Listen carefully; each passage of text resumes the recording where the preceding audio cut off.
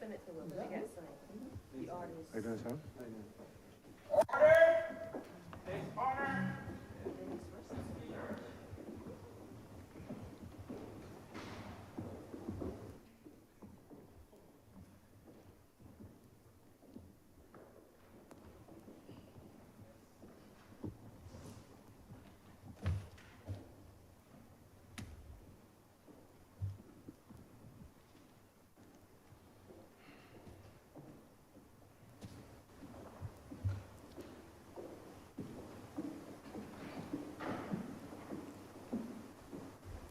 Let us pray. Almighty and everlasting God, we give you thanks for giving us another day. We ask your blessing upon our nation, bless the work of the members of this house. May they work diligently to bring about solutions to the pressing issues of these times. Bless all the men and women across our country, especially those who work in the service of others. Today we offer special prayers for the teachers and auxiliary staff of our nation's schools as they resume classes today. Pray also for police, medical personnel, and members of our civil service. May all that is done this day be for your greater honor and glory, through Jesus Christ our Lord. Amen. Say the Lord's Prayer. Our Father, who art in heaven, hallowed be thy name. Thy kingdom come. Thy will be done on earth as it is in heaven. Give us this day our daily bread, and forgive us our trespasses, as we forgive those that trespass against us. And lead us not into temptation, but deliver us from evil. For thine is the kingdom, the power, and the glory, forever and ever. Amen.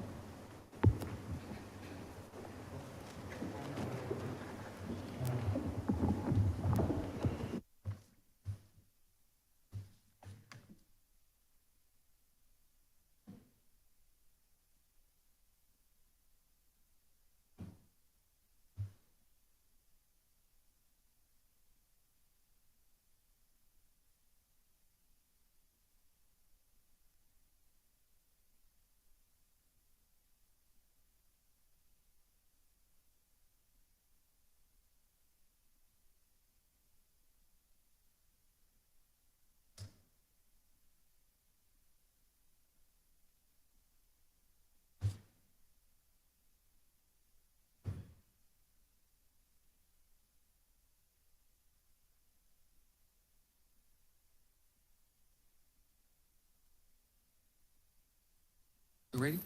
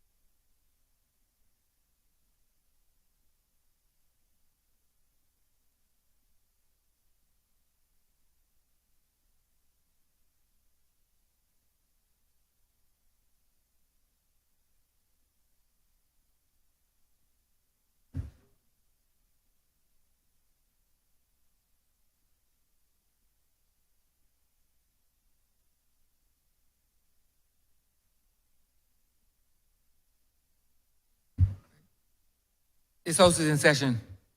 Minutes of the meeting held on Tuesday, March 28th, 2024 to be deferred. Honorable Leader of Government Business.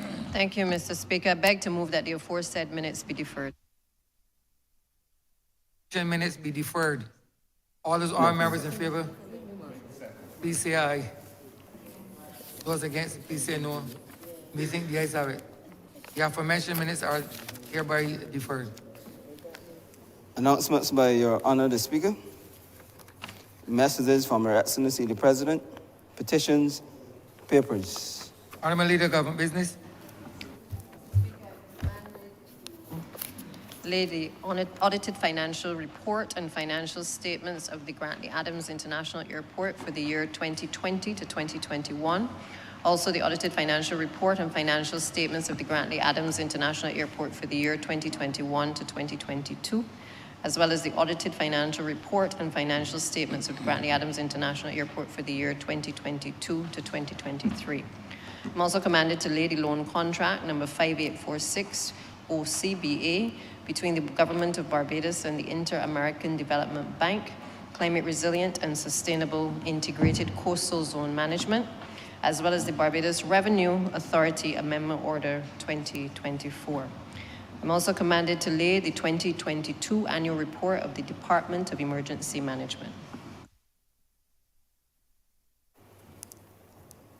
Government notices, private members' notices, notices of questions, reports from select committees, first readings of bills.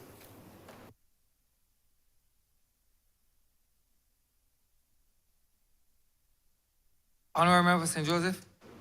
Mr. Speaker, I beg to move the first reading of the Criminal Procedure Amendment Bill 2024, the first reading of the Stormwater Management Bill 2024, the first reading of the ICC Cricket World Cup West Indies Bill 2024, the first reading of the Visiting Police Forces ICC Cricket World Cup 2024 Bill of 2024, and to move the first reading of the Shipping Domestic Vessels Bill 2024. Questions that the aforementioned bills be read a first time. All those honorable members in favor, please say aye. Those against, please say no. We think the ayes have it. Statements by ministers, congratulatory and/or obituary speeches, personal explanations, motions for leave of absence, oral replies to questions, notices of motions for the adjournment of the House on matters of urgent public importance, orders of the day. Honorable Leader of Government Business. Mr. Speaker, I beg to move the suspension of Standing Orders 6, 16, 18, 20, 42, subsection 5, 43, and 44 for the remainder of the day's sitting. Question is that the aforementioned standing orders be suspended for the remainder of the day's sitting. All those honorable members in favor, please say aye. Those against, please say no. We think the ayes have it. The aforementioned standing orders are hereby suspended for the remainder of the day's sitting. Government business, sir. Government business is the order of the day. Order number 11, in the name of the Honorable Senior Minister, Attorney General, and Minister of Legal Affairs, to move the second reading of the ICC Cricket World Cup West Indies Bill 2024. Honorable Member for St. Joseph.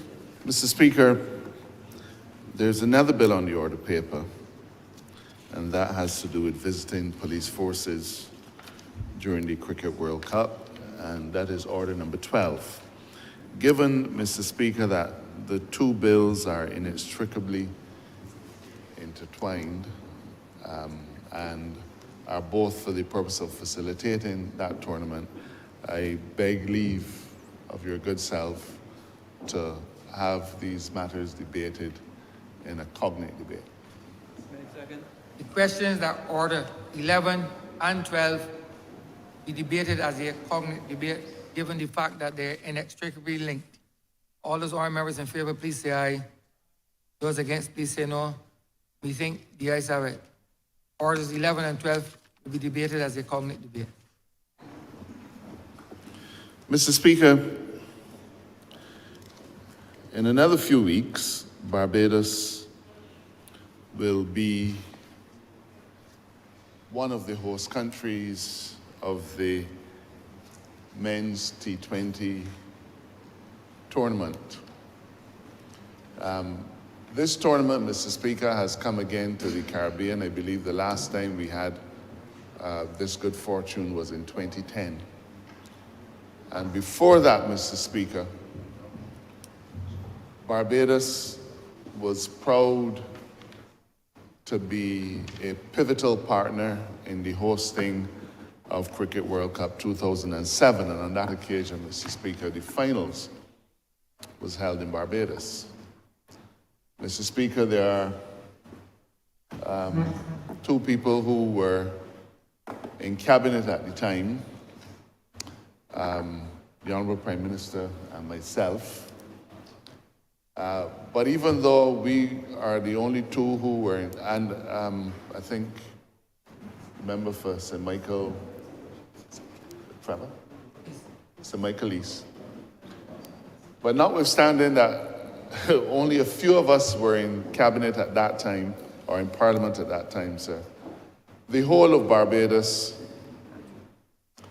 braced for an extraordinary spectacle and an extraordinary opportunity.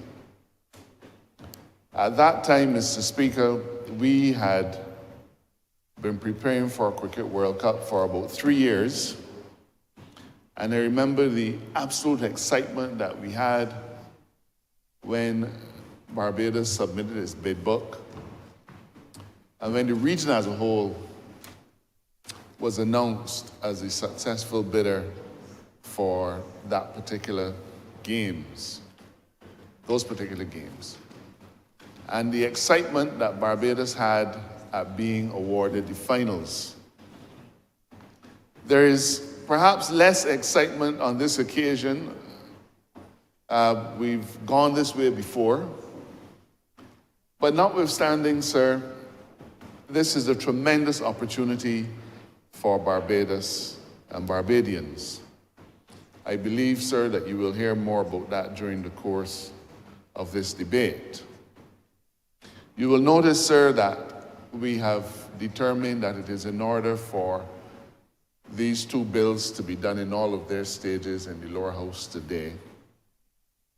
And that is because, Mr. Speaker, there is not so much urgency, but there is a short time left for us to put these bills in place. This is a coordinated effort, Mr. Speaker. There are 6 CARICOM member states who are the host countries for this particular tournament. And just for the fullness of the record, I remind the Chamber that these 6 are Antigua and Barbuda, Barbados, Guyana, St. Lucia, St. Vincent and the Grenadines, and Trinidad. What we have been trying to do, Mr. Speaker, is to move in lockstep in relation to the arrangements. And of course, as long as you're looking to do something like this on a multilateral level, coordination is key. And we therefore have been, as host countries, having a series of meetings with Cricket World Cup under the aegis of CARICOM, under the aegis of our Council of Ministers of National Security and Law Enforcement, and under our Legal Affairs Committee, so that we can all make sure that we are on the same page. I said, Mr. Speaker, that we've gone this way before because in 2007 we had to do exactly the same thing, even though the requirements on that occasion were significantly broader in nature and perhaps in some respects more stringent. But the point is, this is not a tournament being hosted by Barbados alone, and therefore Barbados is able to strike out ahead. This is a tournament being hosted by 6 Caribbean countries. We know that the US is hosting games, but they don't factor into this particular discussion. And therefore, because we are hosting, because we all had to sign the identical agreement with Cricket West Indies, because we've all made the exact same commitments, it has been important for us to coordinate our efforts. And even though we are coordinating our efforts, Mr. Speaker, Barbados is first to the post. Because, well, today we are passing our legislation, my understanding that the other 5 host countries are shortly to do theirs. St. Lucia will be passing theirs on the 7th of May. Trinidad will be doing theirs next week. Antigua and Barbuda will be doing theirs next week. Barbados is ahead of the game. But even though we're ahead of the game, we're still a little bit close to the wire. Because, Mr. Speaker, the first officials who are expected to arrive in the region are expected to arrive around the 15th of May.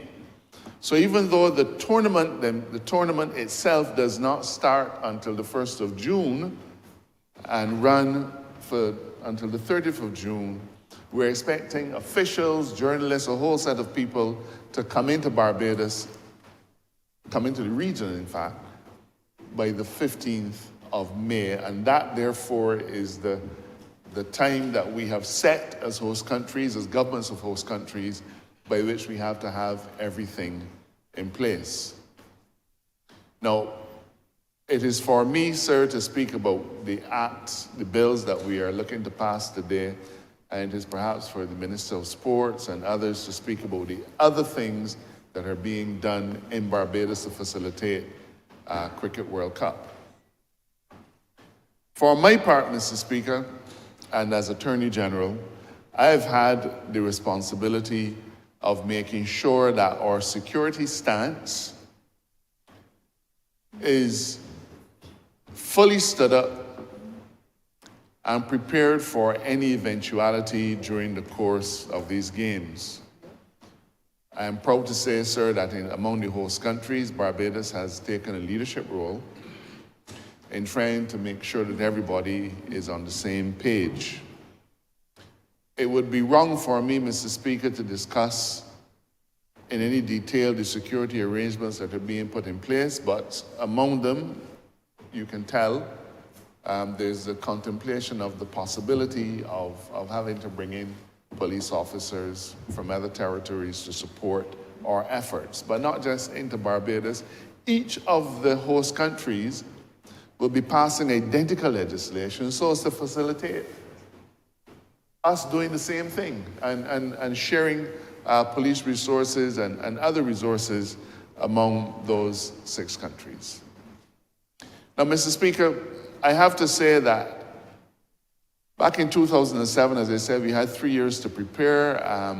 We had, on that occasion, Jamaica was involved. We put a lot of robust effort into making sure that we were ready. And, sir, a lot of the things that we put in place for 2007 are happily still with us today, because at the time we did them, we understood that they were going to be important legacy benefits.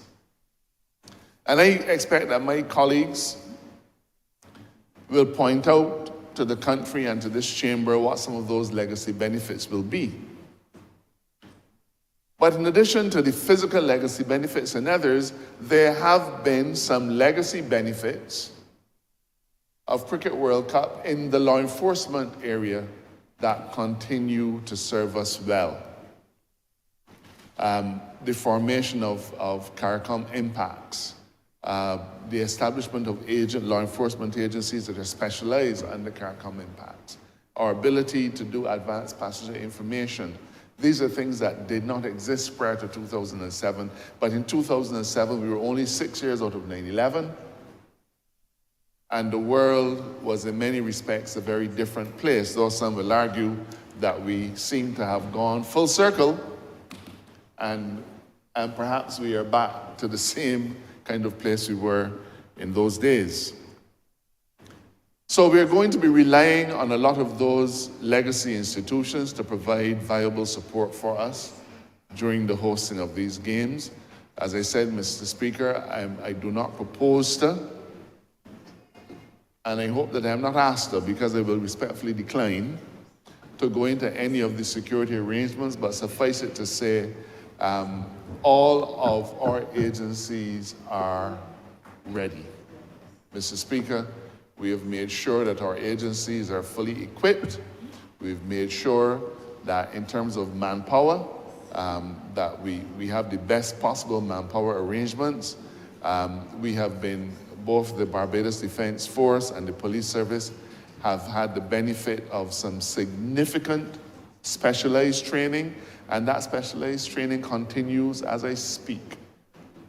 So there are a whole set of things that happen behind the scenes that the Barbadian public might not be aware of, but I want to give the country the assurance that we have spared no expense in making sure that from a security standpoint, Barbados is ready to host our share of these games, and Barbados, without doubt, is ready to host the finals.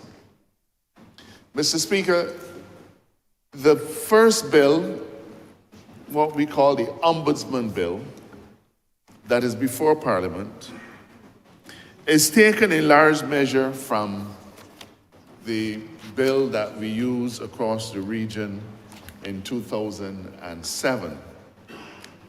And in 2007,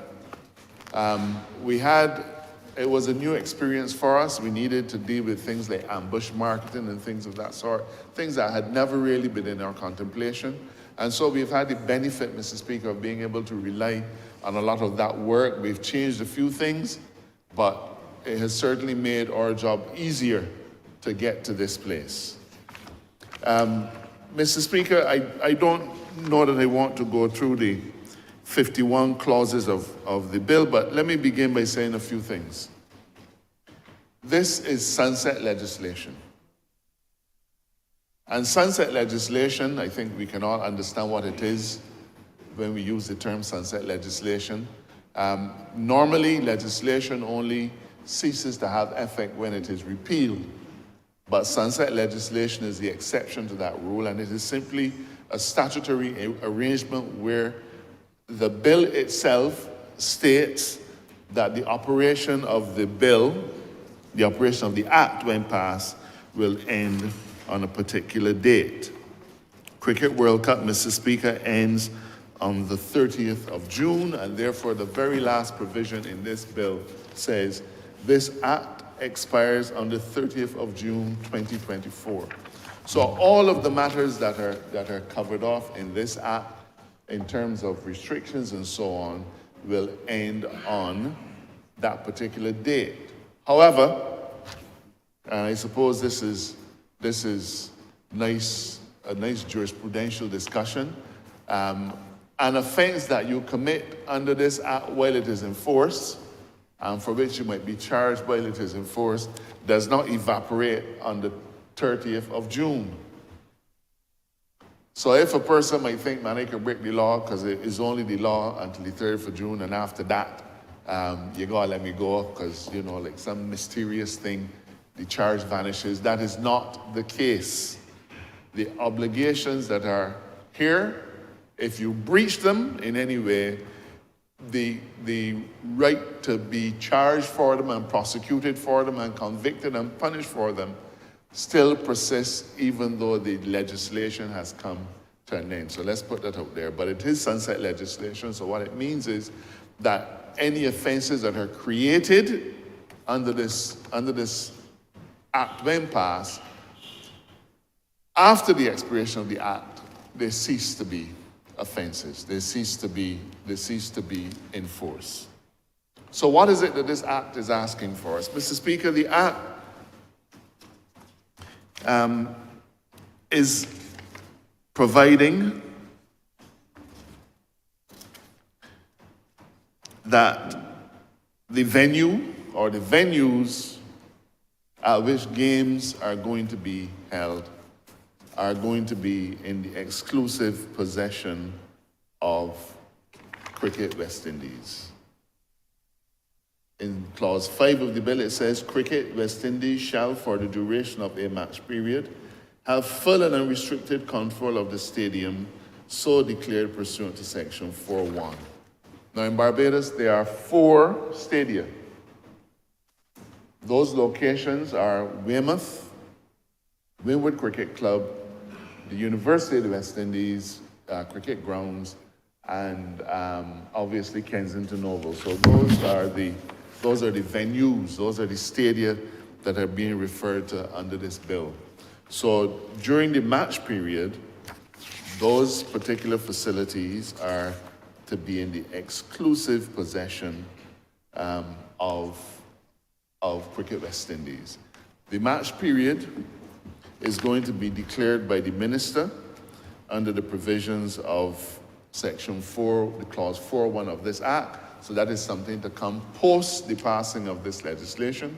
But obviously the match period is expected to be 1st June to 30th June.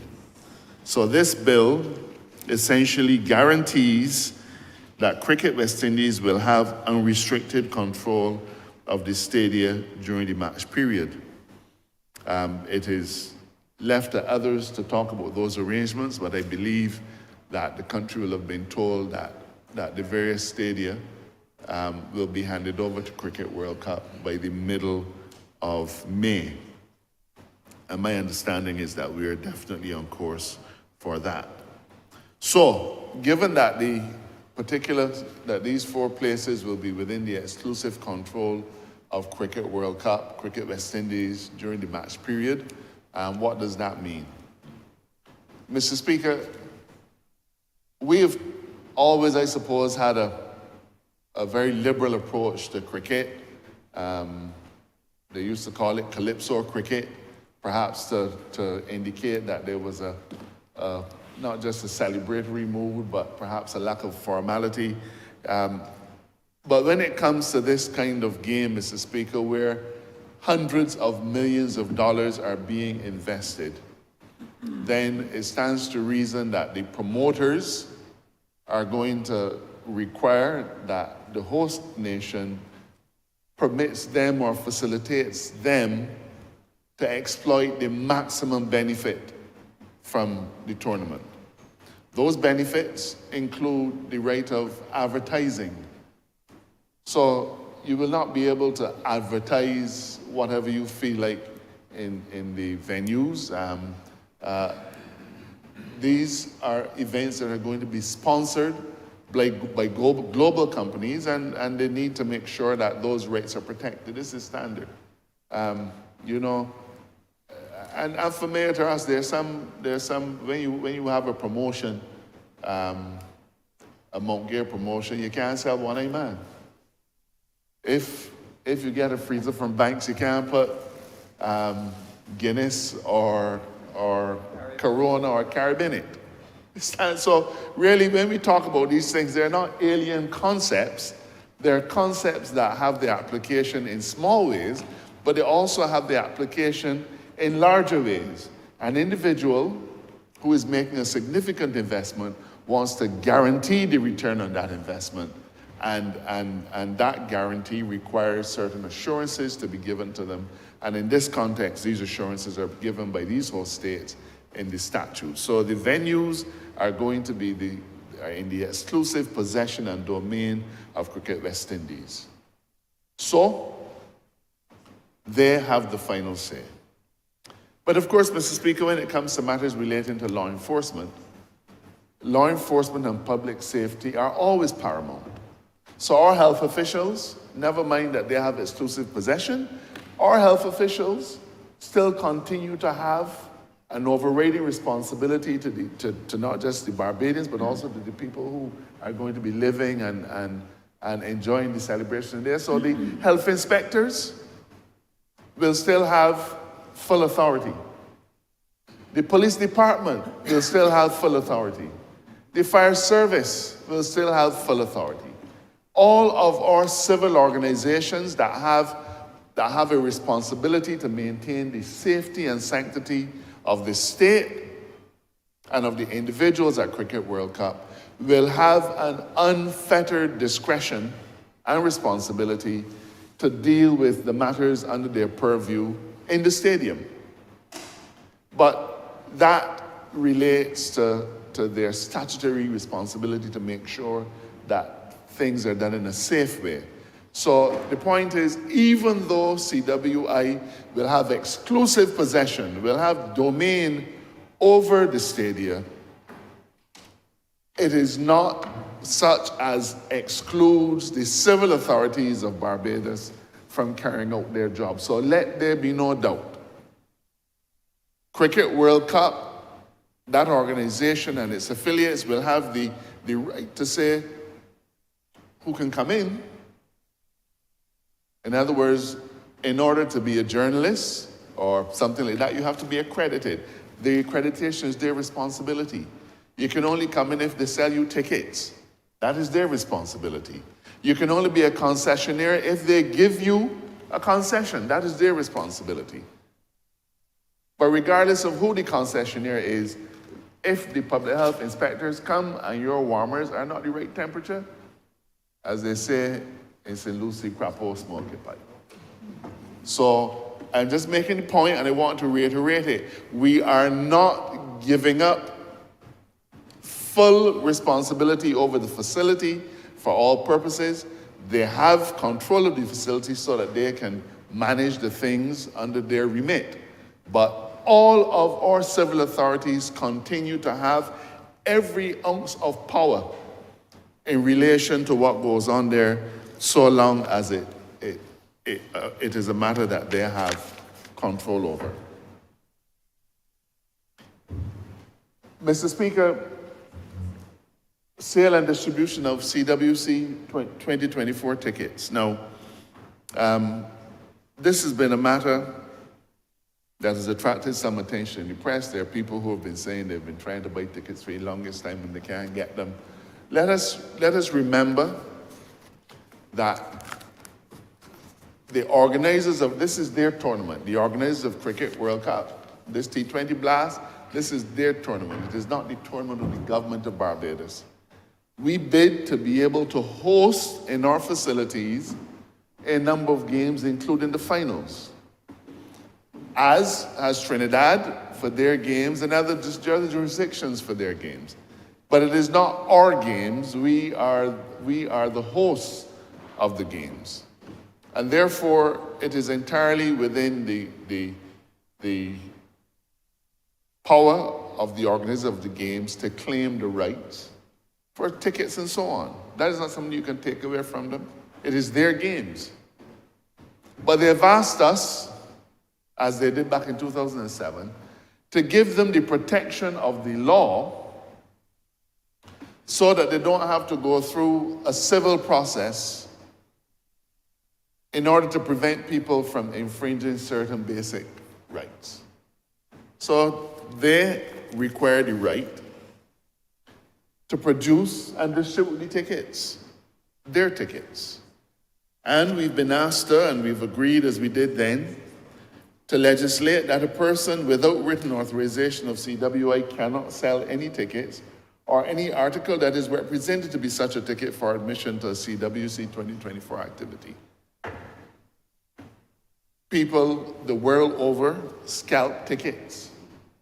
The world over people scalp tickets. Whether you're going to an NBL basketball game, a football game in Spain or in England, a concert in Kensington Oval, people scalp tickets. They scalp tickets in Barbados for our shows.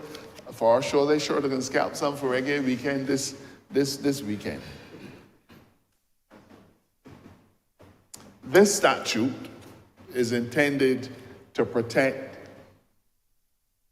the organizers of Cricket World Cup by prohibiting in law scalping and things of that sort. But it also prevents people from buying tickets and offering them as raffles, as prizes in raffles, things of that sort. And it is understandable, as I said, sir, we've gone this way before. There are a number of other arrangements that have to be made, Mr. Speaker. Hundreds, if not thousands, of people are going to be coming into Barbados to work during Cricket World Cup. To work during Cricket World Cup. There will be journalists, there will be photojournalists, there will be medical personnel, there will be physiotherapists, there will be coaches, there might even be some religious support staff, I don't know. But when these teams travel, they travel with a huge entourage, many of whom will be working. Barbados will be the place that they're working from. And therefore, Mr. Speaker, we have committed, as we did then, that in instances where people will require work permits, that those work permits are going to be facilitated. I don't think there could be any issue at all with that. In relation to import and export duties, again, this is standard. A lot of things are going to be coming in. There will be sponsors who have special energy drinks for the team, special vitamin supplements. There might be people on a special diet bringing in medical supplies. They're obviously bringing in sporting equipment, a whole set of stuff, and so as to facilitate the games as we did back in 2007 and as was done under the Democratic Labour Party when they hosted the games in 2010. All of these things are facilitated free of duties and so on. Again, or naturally, where income is derived by certain people, we call them designated persons in this bill, a person who is not ordinarily resident in Barbados, those persons are exempted from tax. And again, Mr. Speaker, as I said, we've gone this way before, and designated persons are identified in the bill. I'm not going to read the long list of designated persons, but it says IBC, ICC, CWI, and their respective employees, consultants, officials, agents, and representatives. Again, it makes perfect sense. They're coming into Barbados for a few days for the purposes of these games, and they're moving from island to island to island to island.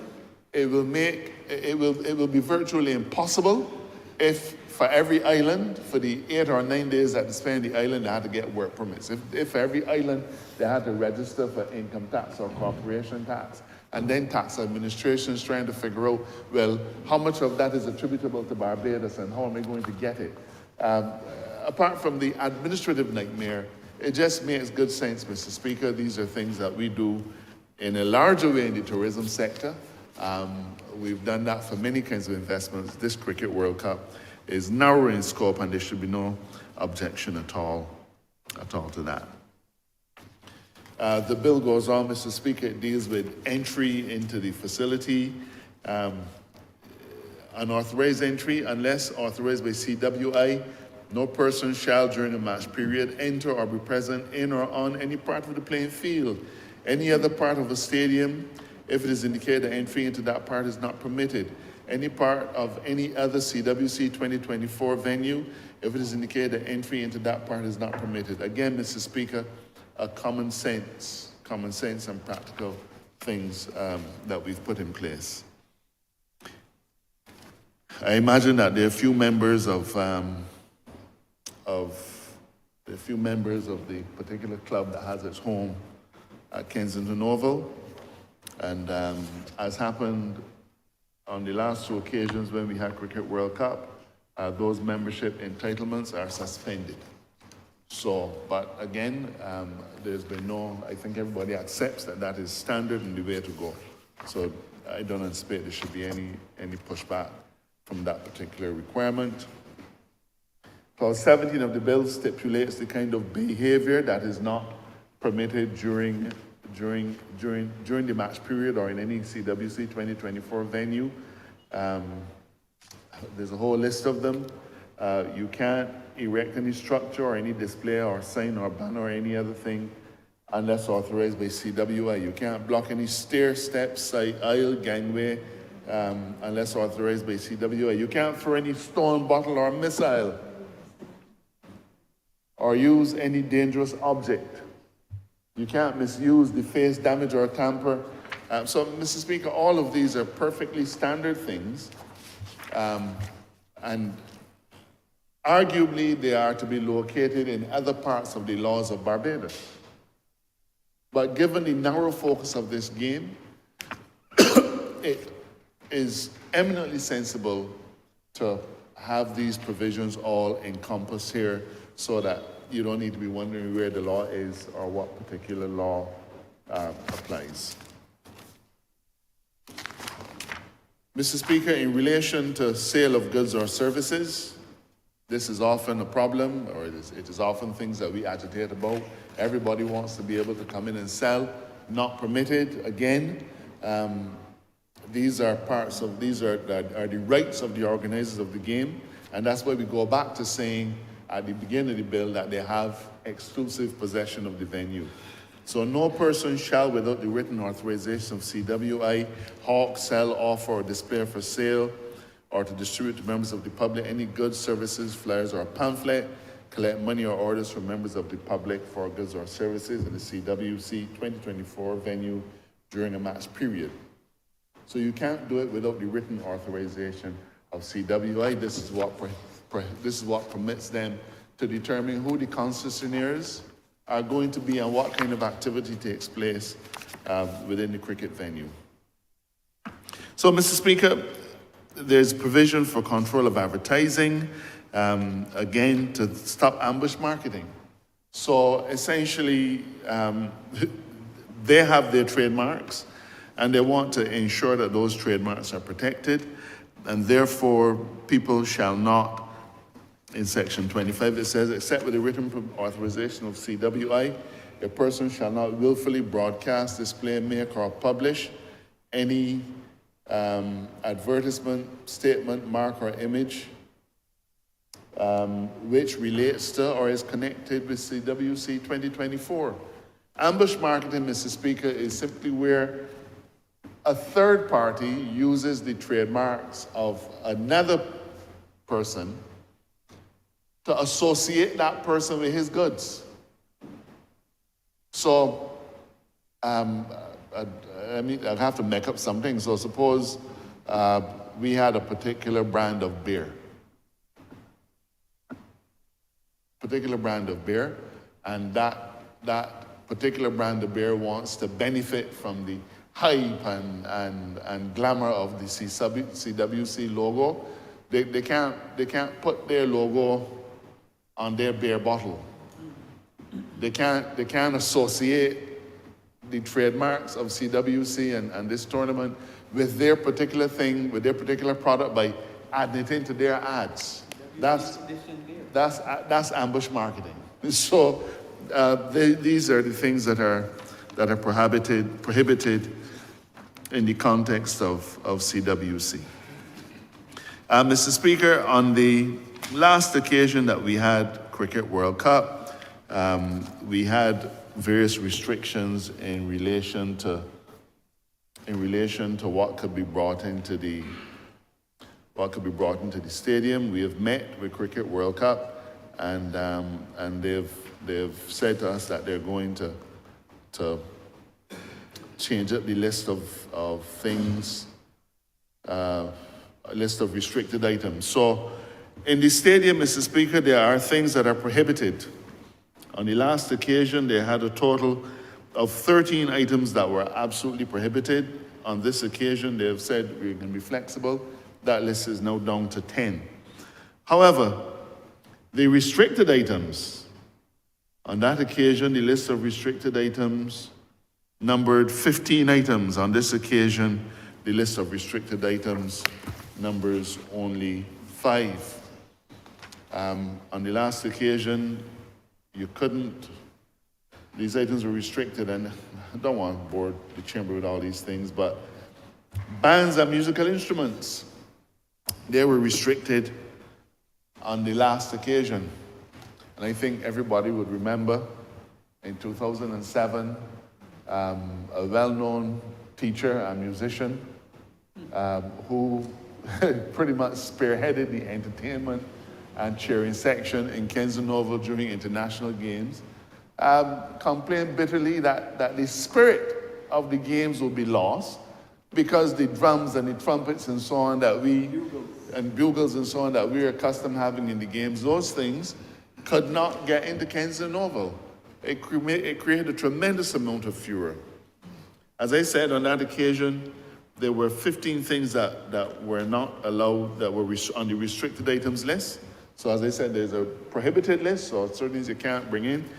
So just for completeness, you can't bring in animals other than service animals. You can't bring in bicycles. You can't bring in commercial, video, photographic, or audio equipment. Can't bring in compressed gas canisters or other flammable items. Can't bring in dangerous items or weapons. Can't bring in drones or unmanned aerial vehicles. You can't bring in glass bottles or metal cans.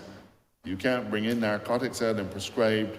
You cannot bring in offensive or political signage, so I guess the member for Christchurch South will be very happy to know that members of his party will not. will not bring in ads asking for his removal. It's not allowed. They're not going to let it come into CWC, and I support that. All right. We need him there. And anything to help out a drowning man. Anything to help out a drowning man. You're not allowed to bring in promotional or commercial material. That's the list now. In relation to restricted items, the restricted items are coolers, lunch boxes larger than 30 by 30 by 30 centimeters. So you can bring in coolers of a small kind. So if it is larger than 30 by 30 by 30 centimeters, then you can bring it in. You cannot bring in folding chairs that are not intended for the mount. So we know we're gonna have mounts, so you can bring in folding chairs for there, but you can't bring in folding chairs to put in the aisles. You cannot bring in large banners and flags or flag sticks above 1.6 meters in length. So anything smaller, you can bring in and wave and enjoy yourself, but anything bigger than that, you can't. You cannot bring in musical instruments that cannot fit under your seat or on your lap, or that is louder than 70 decibels. So, bring in the bugle, bring in the trumpet. The tuba, you have a bit of a problem. All right? But the smaller musical instruments, you can bring it in. And you cannot bring in tents or umbrellas that are not intended for the mount. So I think it is fair to say that CWI has worked with us to try to make sure that we can have games that are reflective of the Caribbean spirit and that are not going to be a sterile exercise in bat and ball, but something that will be supported and undergirded by who we are. And I think that is, I have to pay them credit for that. Mr. Speaker, I mentioned earlier the tickets, and I neglected to say, and I have to give the Prime Minister credit. In fact, the entire region has expressed tremendous gratitude for the Prime Minister for her intervention on the matter of cricket tickets. When we met in Georgetown at the heads meeting, and I'm not a head, I was just I went along with. Cricket World Cup had said all of our tickets are being sold online. That's that. And it was a source of tremendous pride, not just to me as a member of the Barbados delegation, but to all of the CARICOM member states. And I've heard people, they even post on social media paying tribute to her about it. The Prime Minister said to Cricket World Cup, that cannot work. Everybody is in the Caribbean is not able to handle things online. Everybody doesn't have a credit card. Everybody doesn't have the facility with the online purchases. And therefore, in Barbados, I'm going to insist that you have physical box offices so that people can go and stand up in a line and do what they've been doing for years. Come and buy a ticket and have a ticket in the hand, put it in the pocket, put it in the top pocket, in the wallet, and they feel good, and they know they have a ticket for cricket. I have constituents who will want to go to cricket, Mr. Speaker, and I can't guarantee them that they will get one from the box office, but the line might be real long. But we can be fairly sure that if they're required to go in the online environment to purchase a ticket, they may simply not get one. They may not get one because they might not be able to enter all the information. They may not have a credit card. They may not. I have constituents like that, so I know that you do as well. So the way to satisfy that particular interest group is to insist that physical tickets be made available for sale at the box office in Barbados, and that was where we drew the line in the sand. Cricket World Cup, Cricket West Indies made the concession and said, okay, we will do it. They've agreed to start out with 500 tickets. And while we know that 500 tickets is a drop in the bucket, they've agreed that based on ticket sales, that they will put more, if possible, into the physical into the physical box office to be available for local populations. Barbados having staked that claim, the other countries followed suit, and CWI agreed that similar arrangements will be made for each of the 6 member states. And therefore, while it is not a huge amount of tickets, it is still going to be possible for Barbadians to go and stand up in a line and purchase a physical ticket for the box office. As I said, Mr. Speaker, this bill is easy to commend because we've covered this ground before. I suppose I have to admit that it is, in fact, a signal honor to have been the AG responsible for it back in 2007, and I didn't know that it would come back to me.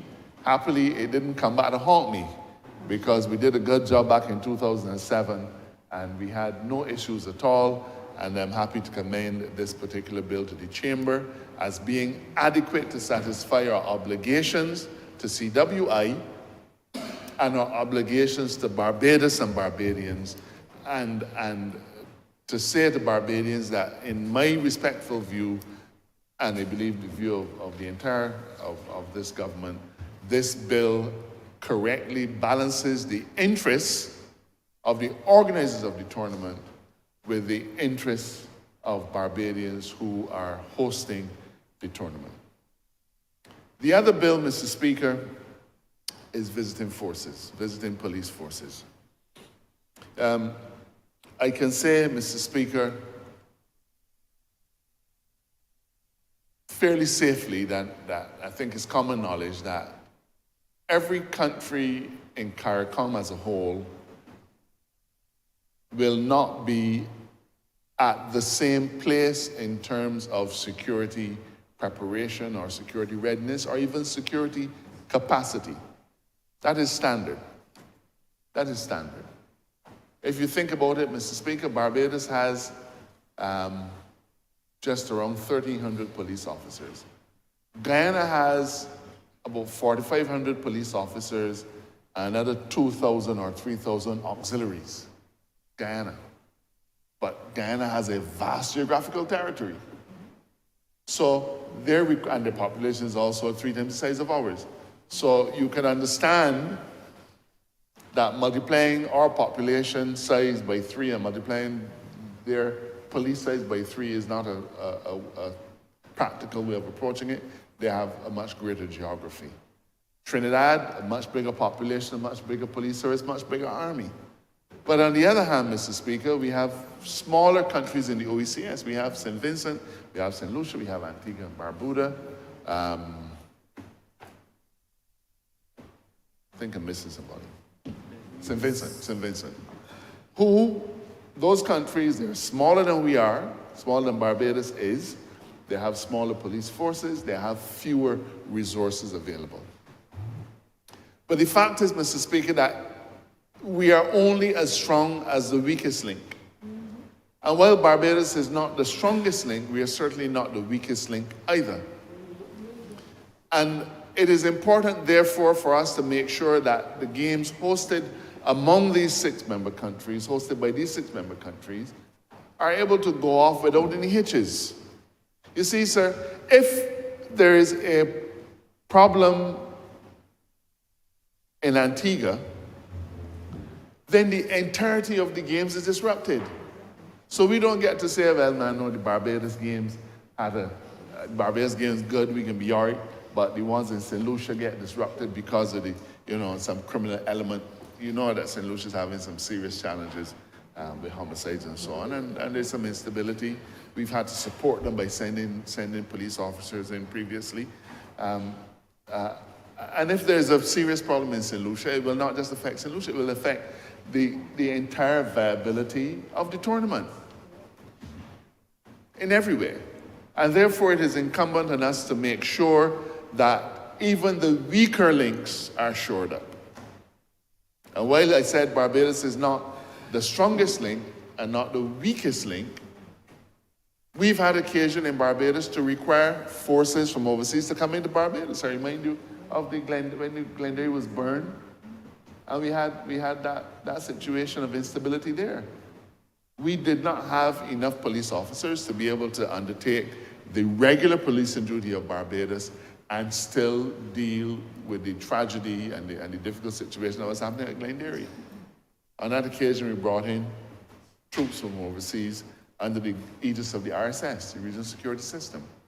But what we've put in place among the host countries is an arrangement, just as we did last time for SEDA Cricket World Cup 2007, for visiting police forces to come in to support efforts. Now, the games are not all being played at the same time.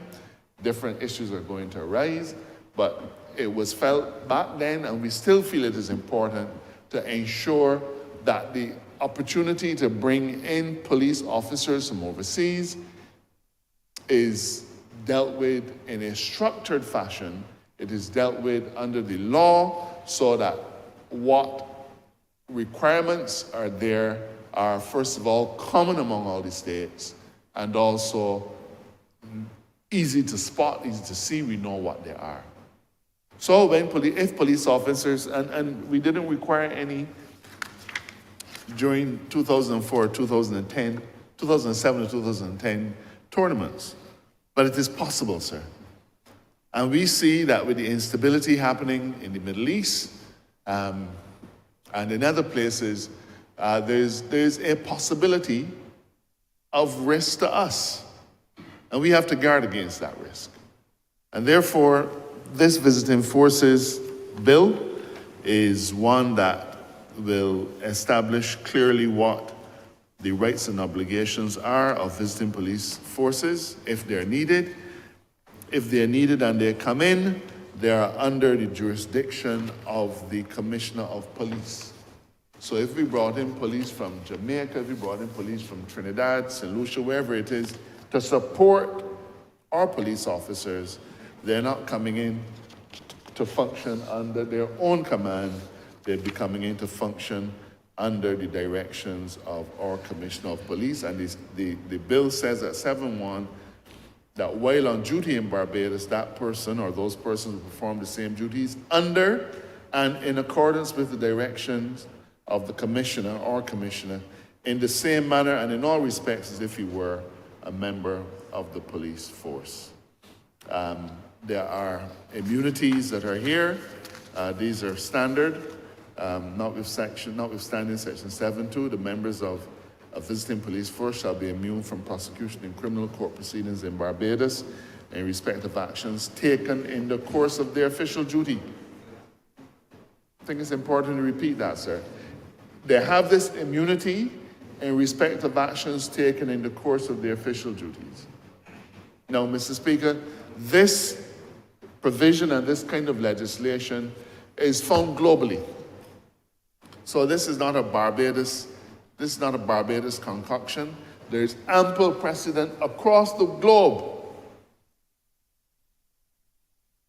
for protection of visiting forces, whether those are visiting police forces or whether those are visiting troops, visiting military troops, sir. And these kind of protections and immunities and so on are absolutely standard. And you know, the important thing is that we hope we don't need them, but if we do need them, we have to have it. Now, Mr. Speaker, in another 2 weeks, we're going to be hosting Trade Winds. And Trade Winds is an operation. Well, I think everybody know what Trade Winds is by now. It is where the Southern Command of the U.S., in conjunction with regional military forces, do exercises in the region. And so we will have visiting forces coming in. And those visiting forces get the same kinds of immunities. So there's ample precedent for this. This is nothing that is unusual, nothing that is concocted. Now, sir, I make the point that I hope we don't need to use it. And we are preparing ourselves to make sure that the Barbados Police Service, together with the ample support from the Barbados Defense Force, will be able to handle any eventuality. But if we need it, Mr. Speaker, we have a statutory basis for bringing in that policing support and for establishing a legislative framework under which they will operate. The final thing that I will want to mention, and it is not in legislation, but it is associated with what we're doing, and it has to do with the mutual recognition of visas. The visa framework across the 6 host countries is not the same. As you know, Mr. Speaker, visas operate and the visa arrangements tend to operate on the basis of reciprocity and other factors. And so, for example, an Australian does not need a visa to come to Barbados. But an Australian needs a visa to go to Guyana. An Australian needs a visa to go to Trinidad. On the other hand, somebody coming in from Afghanistan will need a visa to come to all the CARICOM states. Somebody coming in from Oman will need a visa for all the CARICOM states. Pakistan will need a visa for most, if not all. India will need a visa for some, but not others. And so, Mr. Speaker, we are obviously going to anticipate the cricketing nations that are participating in the tournament to have followings, but then there are going to be other people from other territories, other jurisdictions, who want to come into the host countries for the purpose of cricket as well.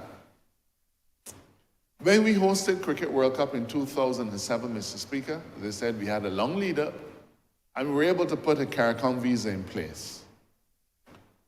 On this occasion, having been notified that we were being considered for the games around the middle of last year or early last year, I think, and then to have the bids and so on being submitted last year, there was absolutely no opportunity to put a CARICOM visa arrangement in place. That CARICOM visa arrangement was extraordinarily complex. It was very expensive. We had to station officers all over the world, basically, to be able to facilitate the CARICOM visa. It had to have special security visas, special security characteristics.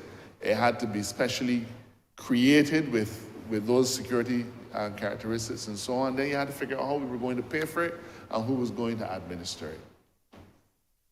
We simply had no time to put that kind of arrangement in place. So, what do?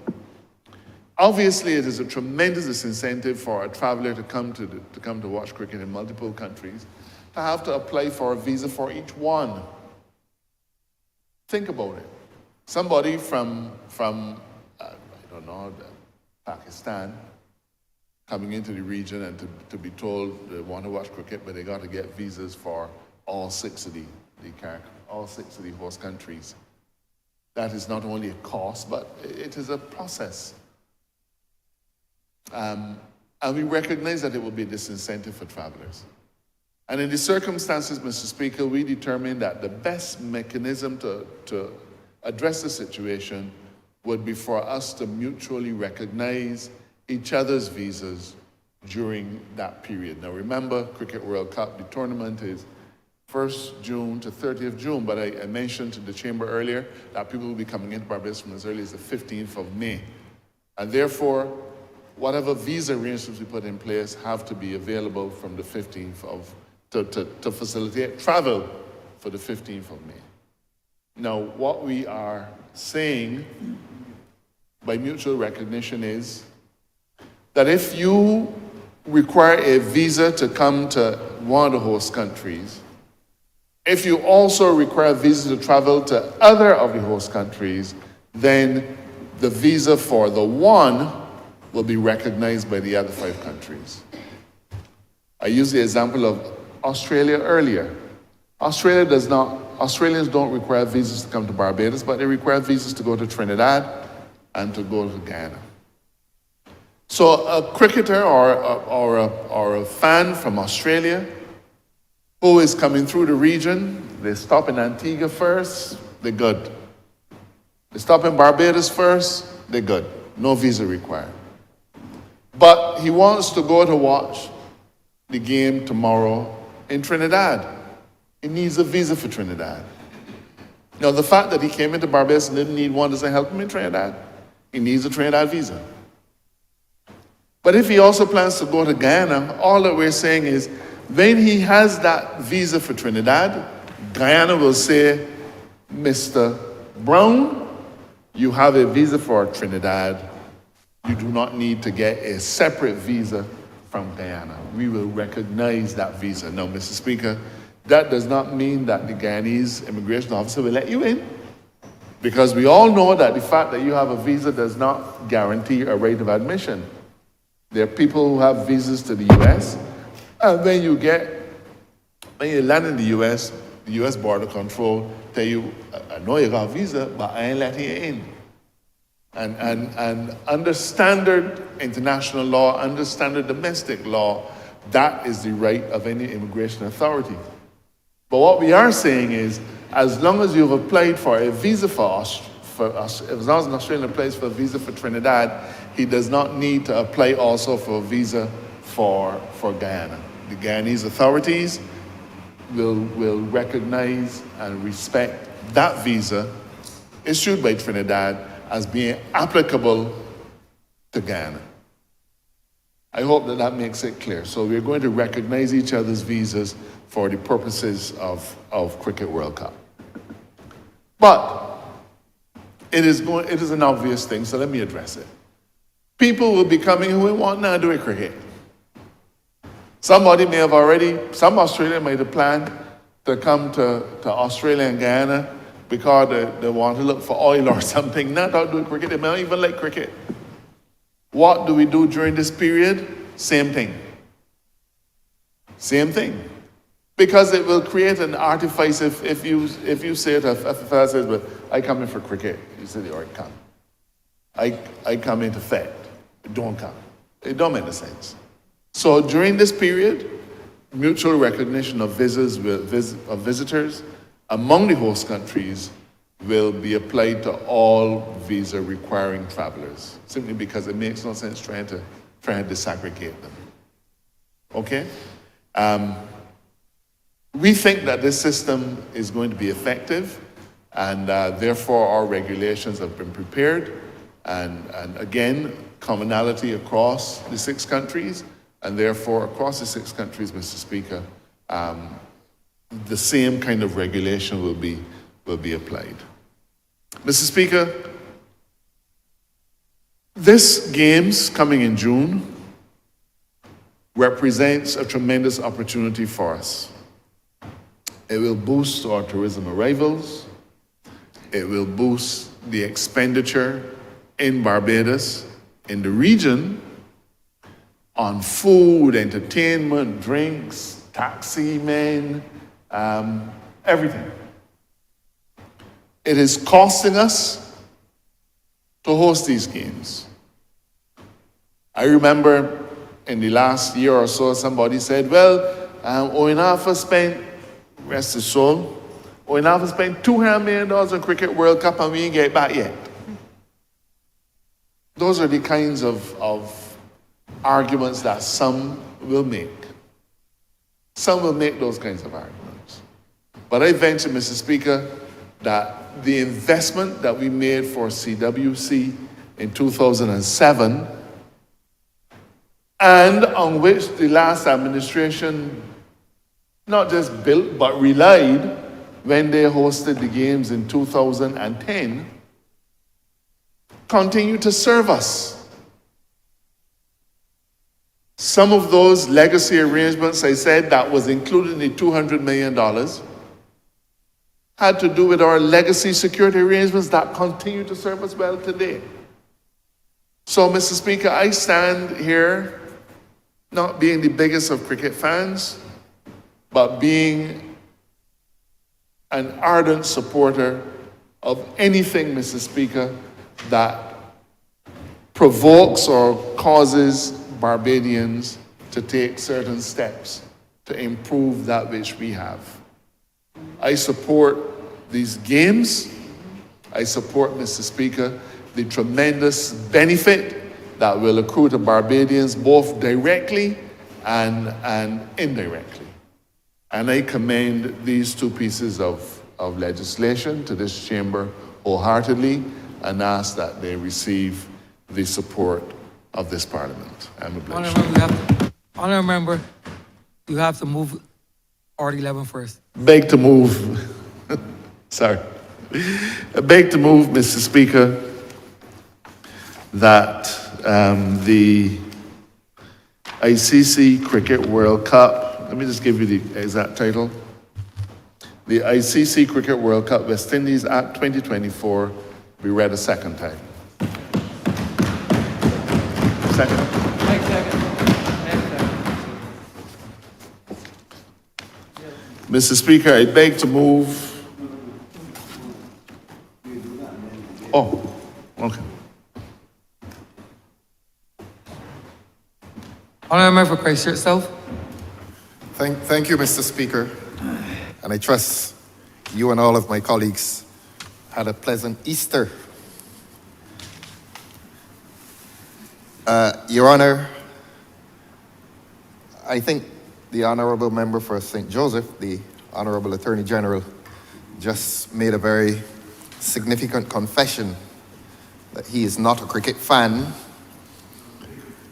Beg your pardon? Oh, not a big cricket fan. He's a small cricket fan. He's not a big cricket fan.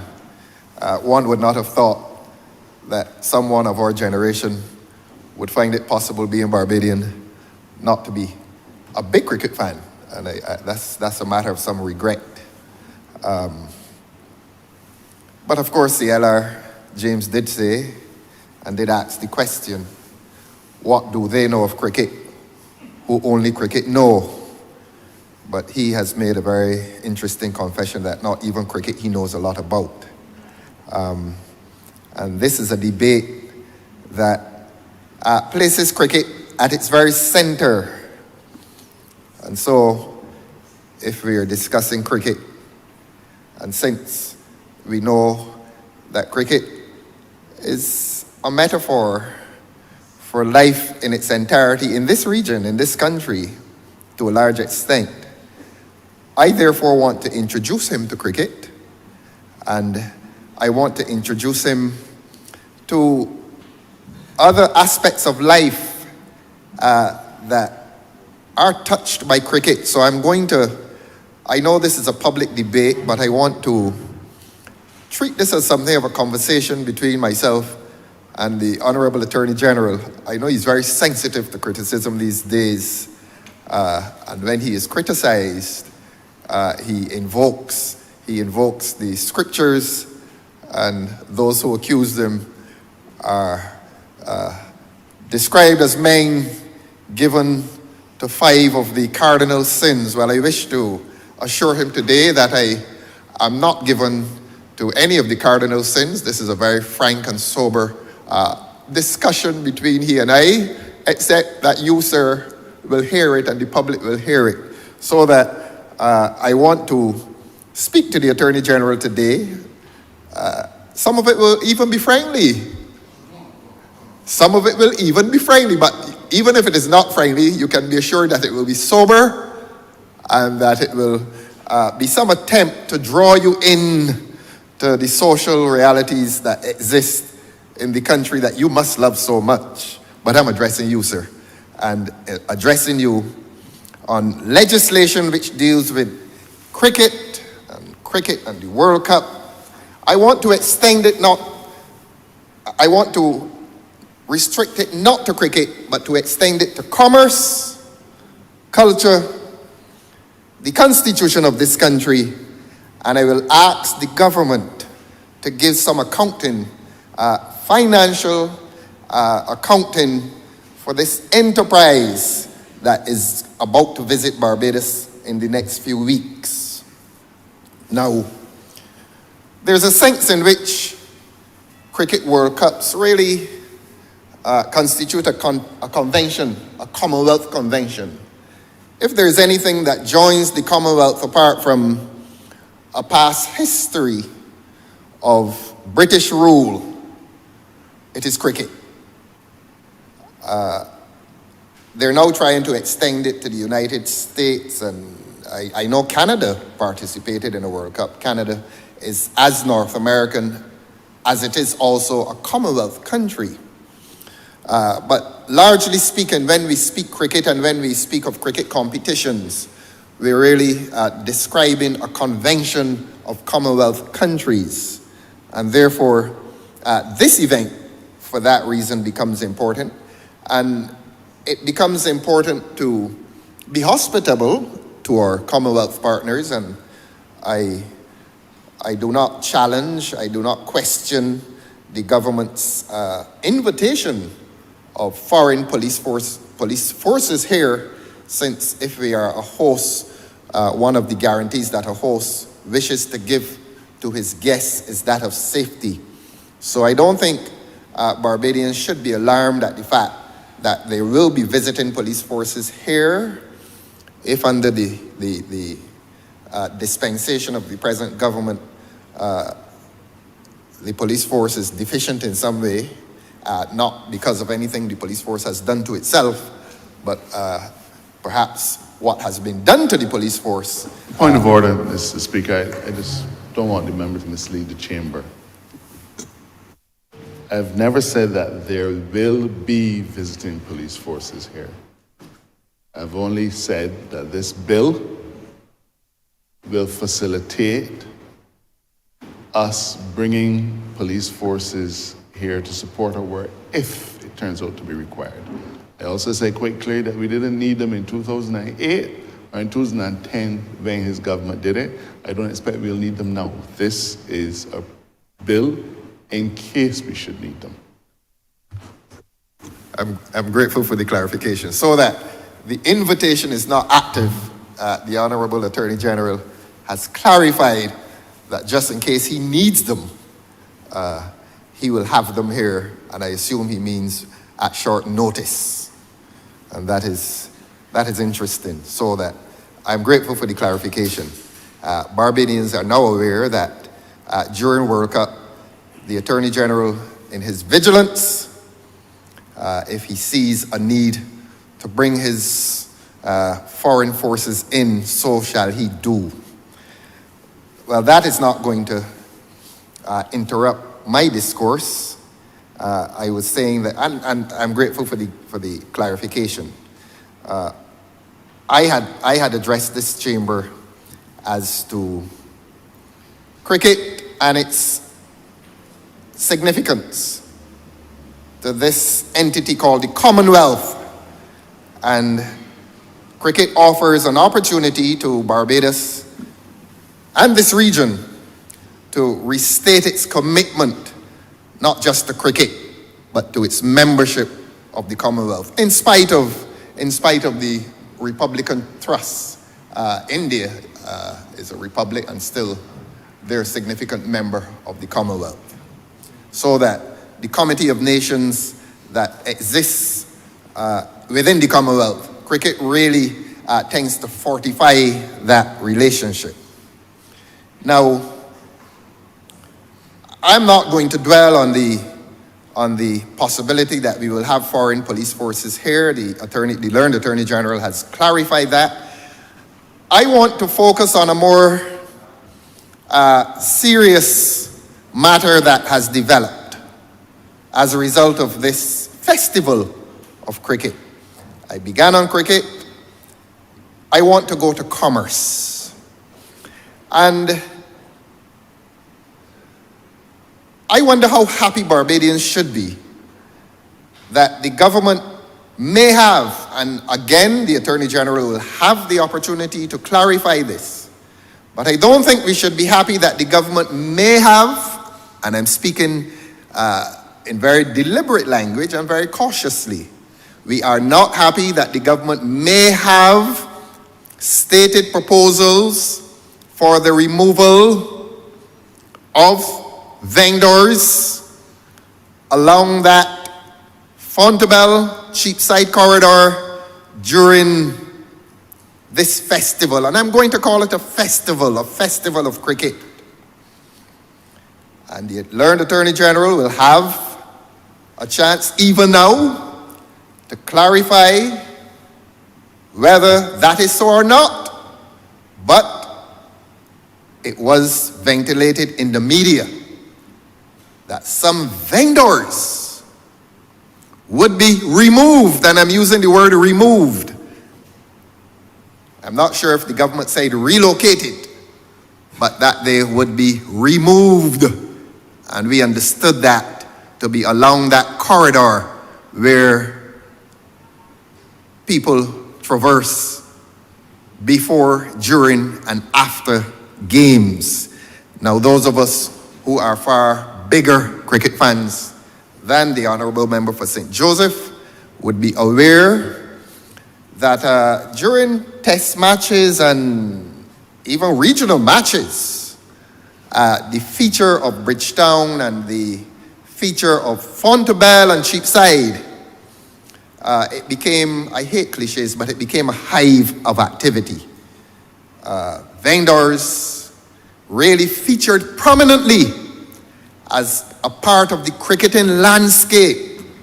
You did not leave the Lower Green bus stand or the Fairchild Street bus stand, which he would have, I don't know if, I think that would have been his bus stand. People used to walk from Fairchild Street and the Lower Green, which was my bus stand, and walk to Kensington as teenagers and persons in our early 20s who did not have the luxury of private cars. And that walk was interesting because if you were late for the game, you knew what was the state of the game. Because if you stopped to buy an O'Henry, beg your pardon about the advertisement, or a bag of nuts, they could tell you precisely what was happening within Kensington. It was almost telepathic. They were not seeing the game, but everybody had a transistor and they had a sense because of the quality of the commentary then. You had a sense as to what was going on in Kensington. The commentators gave you a sense as to the entire ambience, the entire atmosphere within Kensington. So that the point is, the vendors constituted an important Mr. feature. Speaker, on a point of order. Oh, beg your pardon. The Honorable Leader of the Opposition needs to bring absolute clarity to this accusation he's making, or else he shall refrain from bringing what is nothing more than public gossip into this honorable chamber. My ministry has given no instructions for the removal of vendors from Cheapside. And therefore, once that has not been an official decision by my ministry, a decision that has been taken by the cabinet, I beg to ask the Honorable Leader of the Opposition to remove those comments from the records because he is misleading the entire country. No such decision has been taken. Continue, Honorable Member. I am obliged to you, sir. The Honorable Member for Christ, where is he from?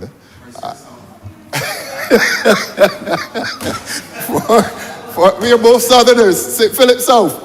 You and I have tended to have that collegiality based on being Southern Maine. I won't mislead the House, but clearly he's in a very fighting mood this morning. I'm glad that I have been able to get a smile from him, but when he objected, there was a certain aggression. No, I'm not going to mislead the House. I am saying to this House that it was ventilated in the newspapers of this country. Quarrel with the newspapers, don't quarrel with me. You corrected that. Well, I don't know where it came from, but if it is a fear that exists, I am entitled to speak to the fear that existed. Beg your pardon? You may want to address. Honorable Member, continue, please. Doesn't want to address you. Well, you haven't heard anything he has said. Continue. I am saying that a fear existed. And that fear was reflected in the media. The very credible media. This wasn't the bomb or the investigator. This was a credible publication in this country that, and not only within the media, but there were vendors down there, and there are vendors down there today who still live in fear that your government wants to remove them. And I am so relieved now that you have stated officially for the first time, that he has stated officially for the first time, that the very aggressive member for St. Philip South douse his aggression with some cold water and decide not to remove them. So we are relieved. The public of Barbados, the vendors are relieved that you have no intention again to remove them. We are relieved to hear that, because if you had continued on that course, if he had continued on that course, Your Honor, I would have reminded him of the constitutional provision, I think it is section 22, you know it, sir, that speaks to freedom of movement in this country. Clearly, the honorable member for St. Philip South has had some legal advice.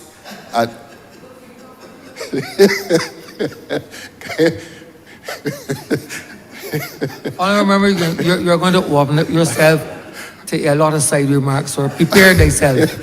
Prepare thyself, honorable member. You know, sometimes I wish that the honorable member for St. Thomas would arrive at these hearings late. She came late this morning, but as soon as she walks in, she's informed.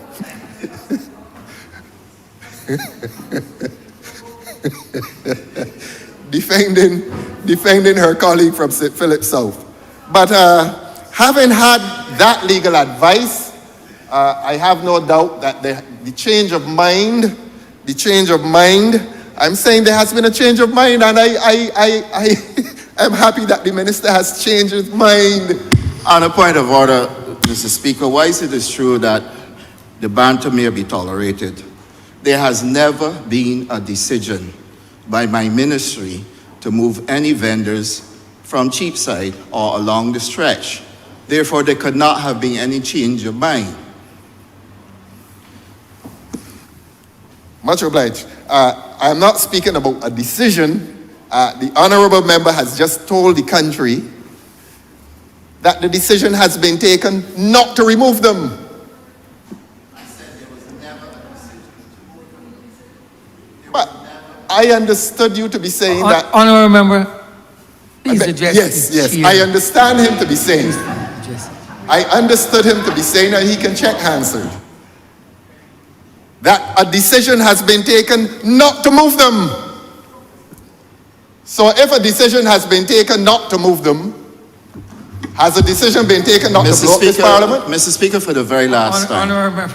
For the very last time, Point Mr. of order. Speaker, I, on a point of order, I have never ever said that it was a decision taken not to remove them. Those were the words of the honorable member. I said no decision was ever made to remove the vendors from Cheapside. No decision was ever taken by my ministry. Therefore, the honorable member is misleading the House with gossip that he brought from the street. He didn't even check for the facts, and the facts are available in my ministry. Again, Your Honor, I accept the clarification that government has decided not to move the vendors. Never did. So you have this... What's the decision, sir? Honorable, please. Mr. Speaker. Yes. Unrelated government business. Thank you, Mr. Speaker. I think it necessary to raise on a point of order. The honourable member and leader of the opposition, I assume, is misleading the House. Just to add some clarity, sir, the issue of the removal of any vendors taken by the government of Barbados is based, obviously, in many cases, on being able to remove persons because there are upgrades to facilities being done. This administration, just as we have done in other areas, and Oystins obviously is on the card for refurbishment, as the honourable member should indeed be aware of. There are obviously some discussions in relation to the vendors at Temple Yard. I guess Cheapside is in that surrounding area.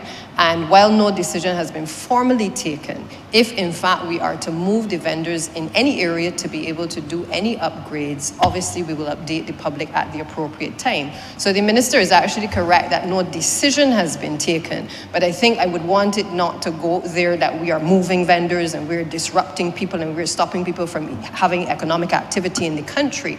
In fact, what will happen if anybody is to be removed is that there are always discussions with those vendors. There are discussions with the vendor associations that represent those vendors. And those discussions usually revolve around how do we ensure that people continue to earn economic activity. So I understand the fear-mongering of the Honourable Leader of the Opposition, but I wish to assure the vendors, the vendor associations, and the general public that anything that this government does in relation to vendors, because our record is sound on vendors and improving the lives and enfranchising people in this sector, that it will not be to disrupt, but in fact to be able to improve the lives of these ordinary Barbadians, sir. Grateful for the further clarification from the Honourable Member for St. Michael South East. Another South, another Southerner.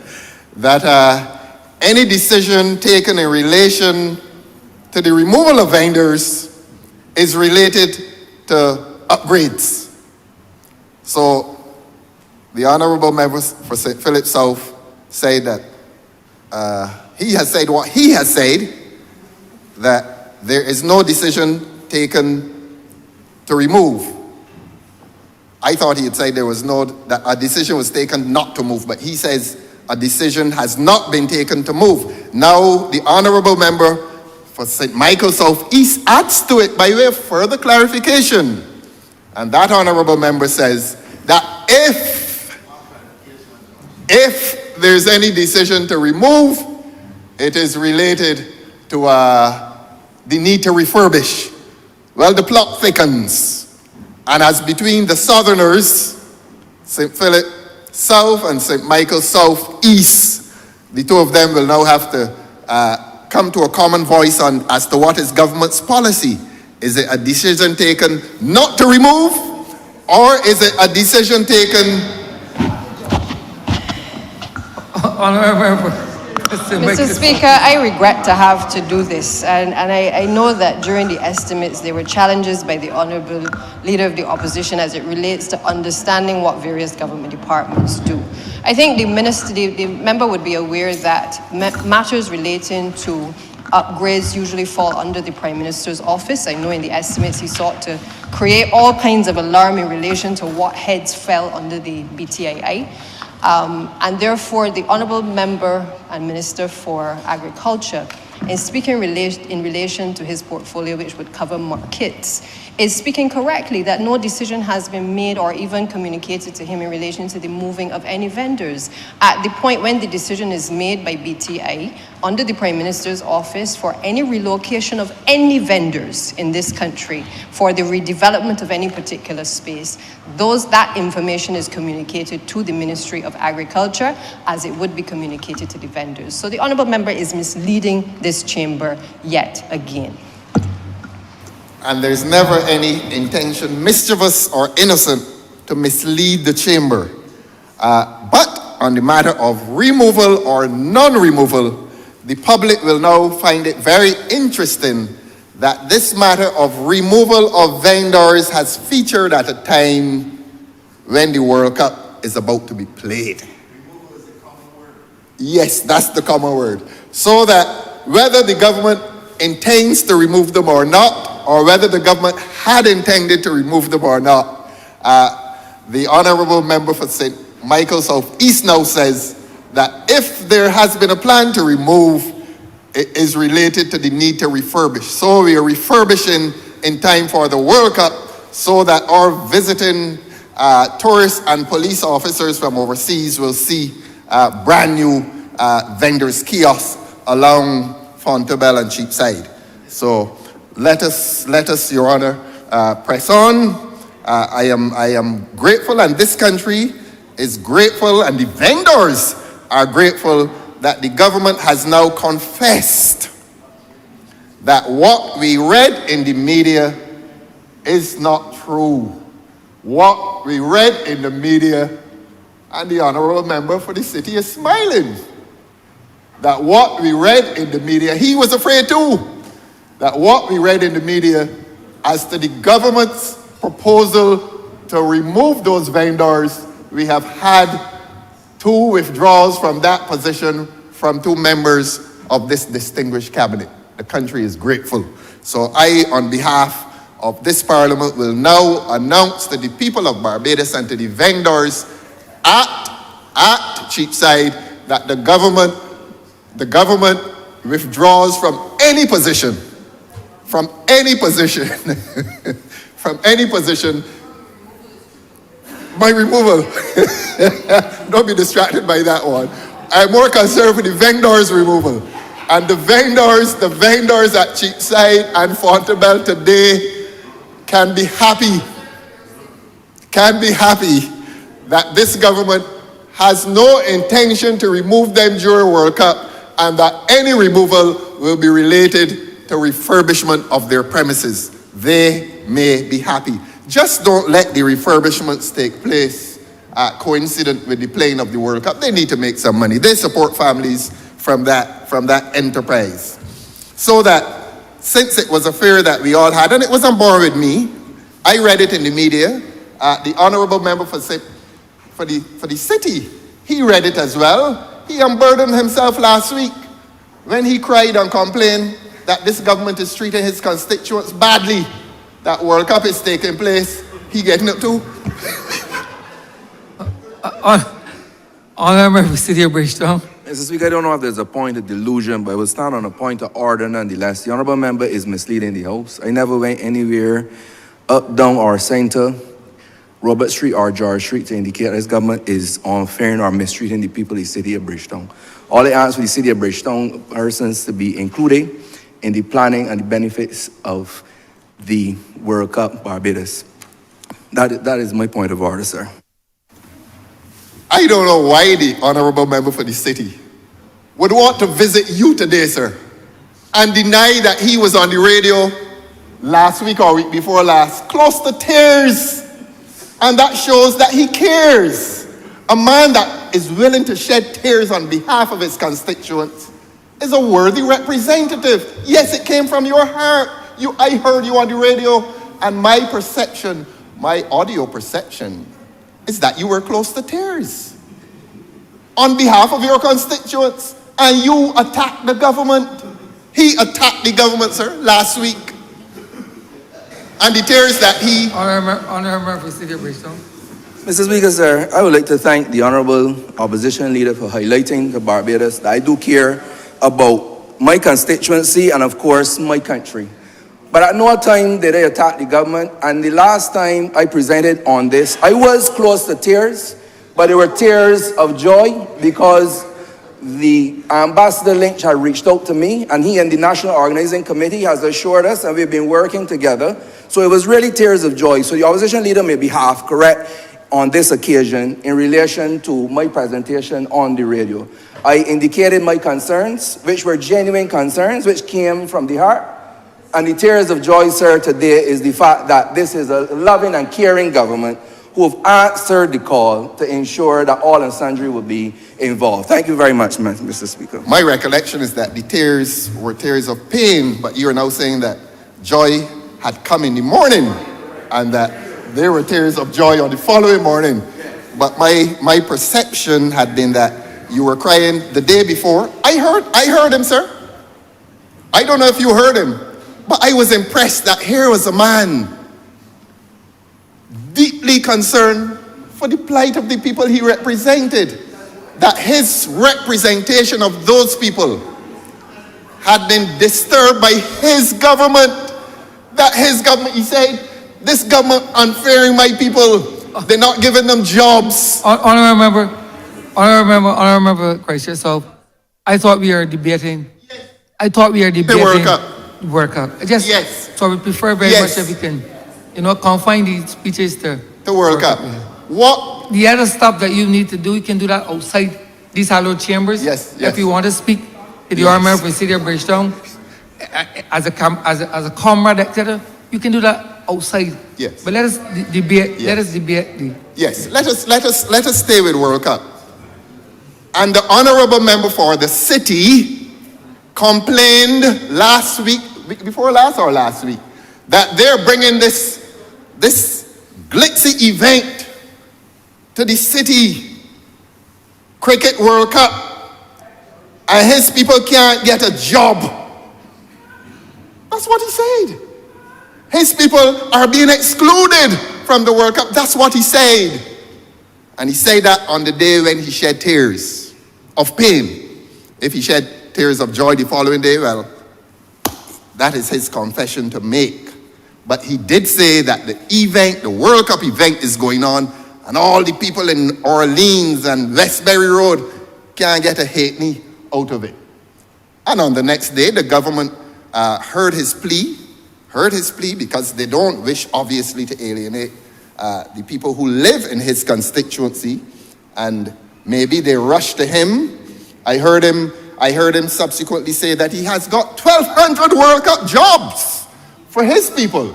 So the tears of pain did turn. I don't know how long these jobs lasted though. So we're still on World Cup.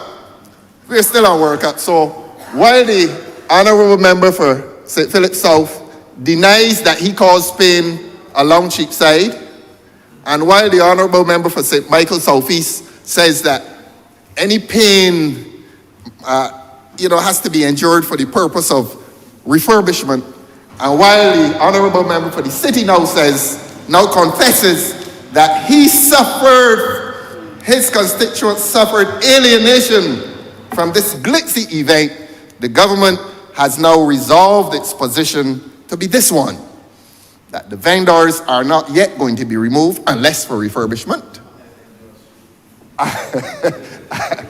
And that there are 1,200 World Cup jobs that will be distributed somewhere in New Orleans. And Chapman Lane, 1,200 World Cup jobs. He didn't say for how long. Perhaps the Attorney General did speak of legacy, so that those jobs may well survive World Cup. We don't know what they are, but the people in the Orleans and Chapman Lane are looking forward to these high-paying World Cup jobs that will continue well into Christmas. Good. So we are resolved. The government has now resolved that issue of commerce for the sake of the vendors along Cheapside. The honorable member for St. James Central, a few years ago in this place, when we were in the other place during COVID, he came and he made himself a champion of vendors' rights. And he gave a historical disquisition on that morning, which was most impressive. I told him that. It was most impressive. He started at slavery and he came through all the years. And at the end of it, Barbados was convinced that he was the champion of vendors. And that if ever we were to title ourselves a nation of shopkeepers, he was the champion. And it would become a bit of a contradiction if today his two colleagues, St. Philip South and St. Michael South East, would have contradicted his championship of the vendors in this country. So that, again, he smiles because he remains the champion of the vendors, and he would defy the honorable member for St. Philip South and the honorable member for St. Michael South East. He would defy them any chance or any plan to remove the vendors from within Bridgetown. And he would hold hands now with the honorable member for the city and jointly rejoice over 1,200 jobs that will be given to the people in the city for World Cup. I hope that they're not holding their breath while they're waiting, because 5 million is going to Oistins, and I will come to that very shortly. But just to say again that I am glad that the government has received good legal advice, that if the government acquiesces in the location of vendors for 11 months, you can't come during a World Cup month and move them. You acquiesce in their act of locating themselves along the thoroughfare. And therefore, the government has received good legal advice that it is probably unconstitutional to acquiesce in a man or a woman locating herself for the purpose of vending during 11 months, and just because there's a World Cup, you try to remove them. So I'm glad. I was glad when they said unto me that you got good legal advice and that you have withdrawn from that threat to disturb the championship of the member for St. James Central on the issue of vendors' rights. Now, as I said, it would have been unconstitutional. So all that I had intended to say here today on the breach of those people's constitutional rights, it becomes moot. But just to say to those people in Cheapside and around, well, Cheapside and Fontebelle, that if the government or any of its visiting police forces during the course of the World Cup attempt to remove you, the government is infringing against your constitutional rights. Indeed, if the government intends to remove a person, it must give that person a statement in writing as to why it intends to remove them. And that statement,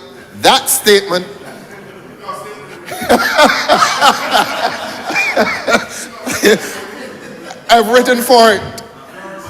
Or your advice I will write for it. But to the vendors, Your Honor, I will deal with that shortly. To the vendors, that statement in writing, I say this to the vendors of this country through you, sir, that if the government intends to remove them, or its visiting police forces intend to remove them, they must be given a statement in writing, and that statement must indicate to them that they are being removed in the interest of defense, public safety, or public order. Now, I am informed that World Cup, and I'd like to reflect on the Sri Lanka World Cup because of a young man called Carlos Brathwaite who gave us that World Cup. So that this is not about rejoicing on the result so much as it is rejoicing in what Sri Lanka did. I am informed that when the Sri Lanka World Cup was played, all of the vendors were present. None of the vendors, not one of them was removed. That tourism, there was a happy marriage between tourism and local commerce and local culture. Why then would a newspaper, and I don't think the newspaper derived that from gossip, the newspapers hear what they hear, and sometimes people leak things to newspapers. I know what the honorable member for St. James Central is about this. But I will not be distracted. So that I want to legally advise the vendors today. Rest easily, rest calmly. We have today managed to force a confession out of 2 ministers of this government. We have managed to do that. I am not aware as to whether the government went into any public domain and confessed that the vendors would be allowed to stay. It is this debate, it is this present debate that has forced those confessions, and we accept the confessions. The honorable member for St. Philip South has no intention of removing the vendors. In spite of what was leaked to the newspapers, he has no intention of removing them. The honorable member for St. Michael Southeast will not remove them unless it is being done through BTI for the sake of refurbishments. Let us settle it there, so that we settle the commercial argument, and we settle, in a sense, the cultural argument that our people who vend will be allowed to continue to do so, not because they have become a tourism site. They're not a tourism site. These are people of flesh and blood, and they do that for a living. They do that to feed themselves, to house themselves, and to do so for their children as well. I am very wary of people seeing, or visitors seeing, our local people as curios, objects of culture. No, they're people with lives like any other, and they must be respected as such. So that when the cultural argument is invoked, you can't see these people as objects for sightseeing. They're not objects for sightseeing. They're real people who are making a real living doing what they're doing. So that if the government had gone through with what others thought it was going through with, it would have been disturbing some worthy lives. So that, Your Honor, I think I have addressed the chamber as to the issues of cricket, the importance of cricket, the what we thought was a threat as to the commercial lives of the people of this country, a disruption of culture, the possible offense to the Constitution of this country. And I am drawn to another aspect of the debate by the honorable member for the city when he said, he confessed that he had tears of joy at being after his protests. And he doesn't like me to use it, but I'm going to say it. What I heard on the radio was an attack on the government. You getting up? Or you're not listening to me? Good.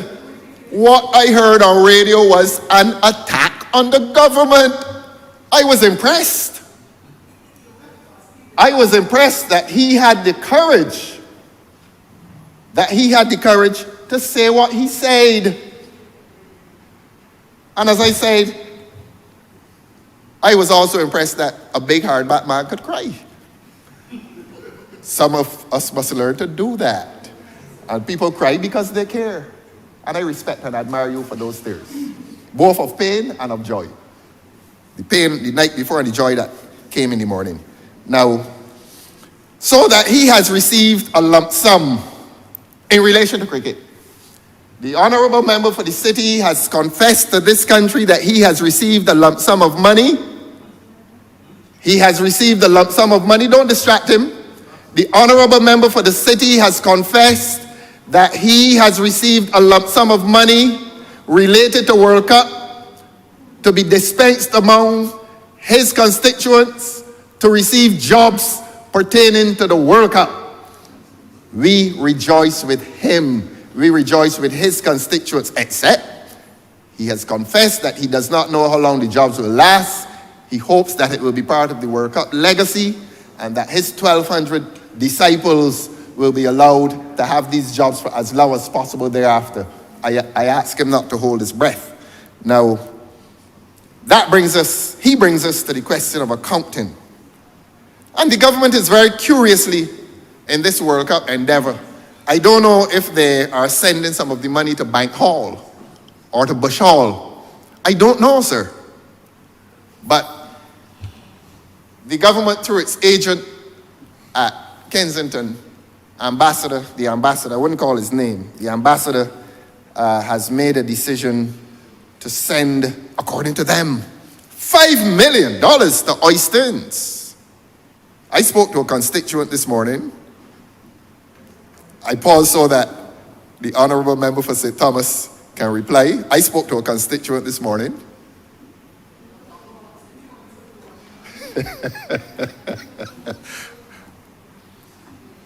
And I went, and this is for her again through you. I went to Oysters on Friday night.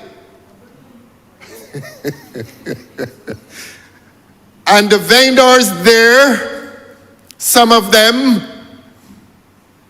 do not believe that $5 million will be spent on Oystins. They don't believe it. And they have, like me, had an opportunity to observe the $5 million work that is being done. I saw scaffolding. I saw painters. On the weekend, I saw men removing sheets of wood from the front of some of the kiosks. I was impressed by the lighting because I have told them for a long time, improve the lighting up here. Emulate Worthing Square. Do pretty lights and you will attract happier people. So I was very impressed on Friday night at the lighting. Except I am not impressed that this, I am not impressed that this work is costing $5 million. I'm not impressed.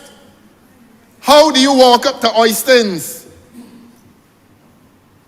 and look at an establishment and say, look, some of the $50 million that the taxpayers of this country have to repay, because I'm told, and this country is told, that this government borrowed $25 million US for World Cup, which is 50 million Barbados dollars.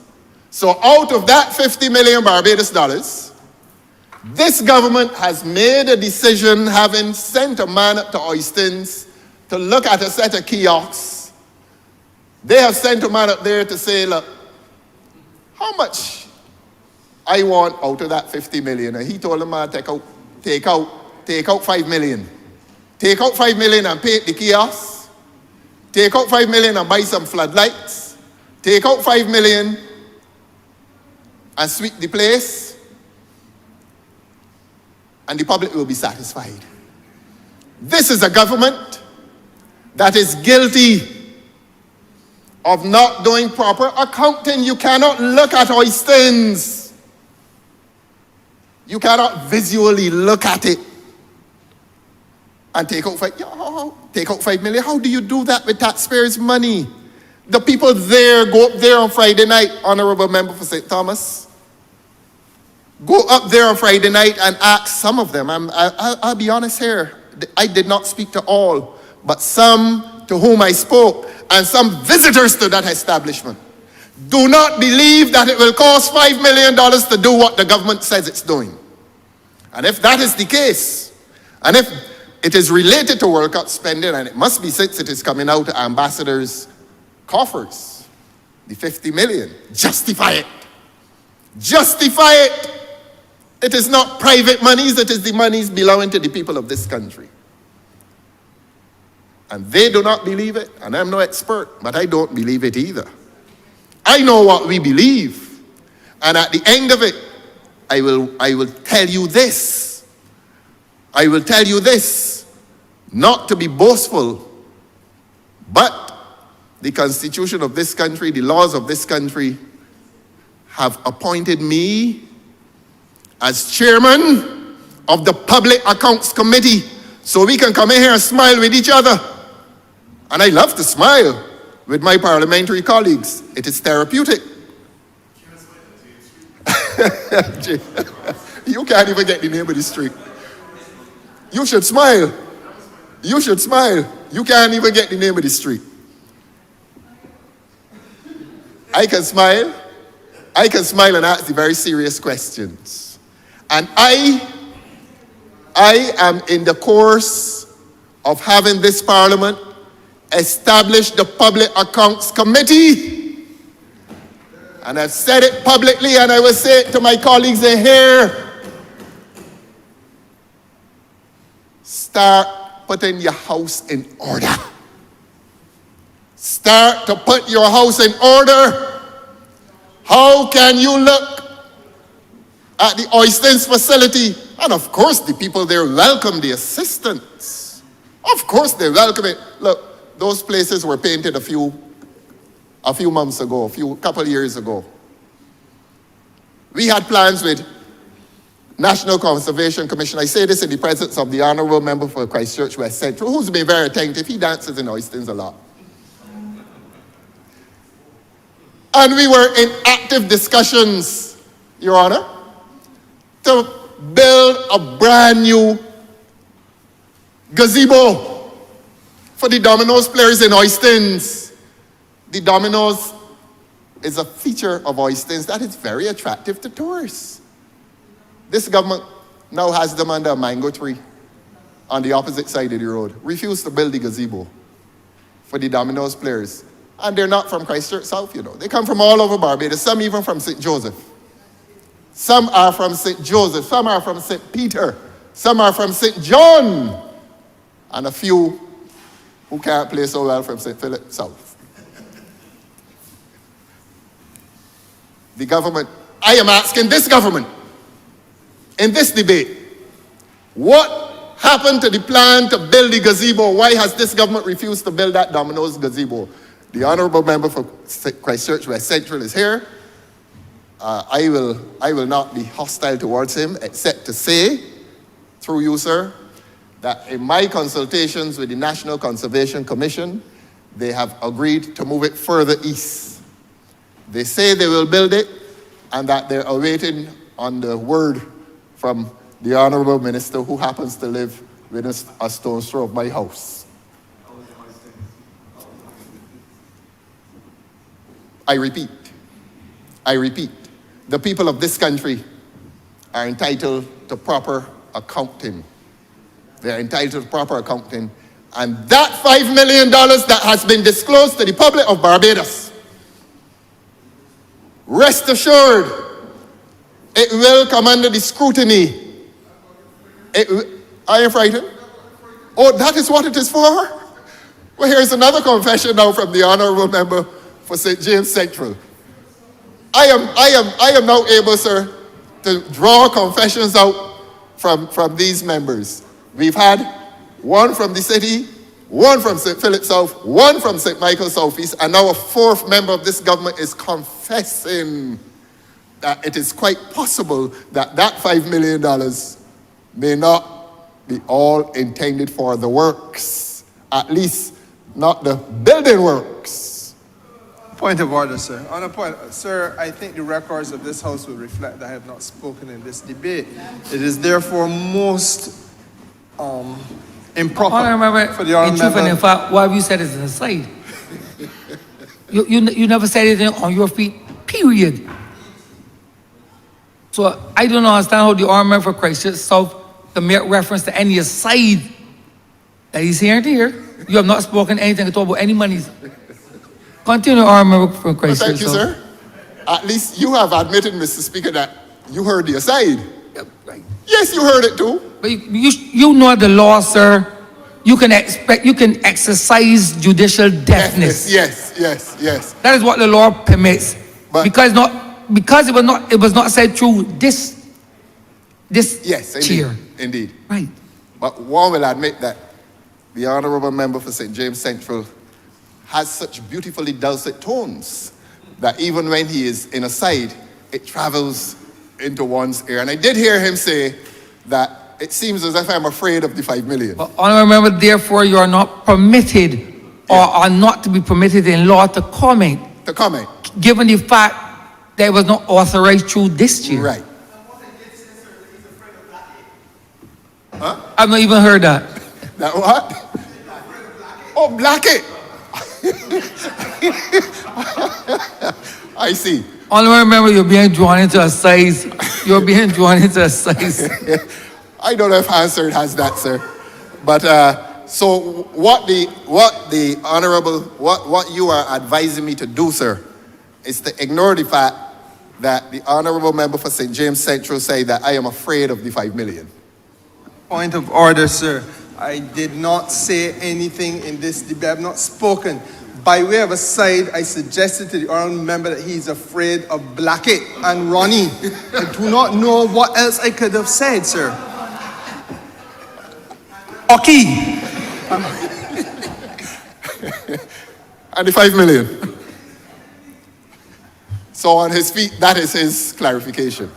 But I did hear him say that he frightened for the $5 million.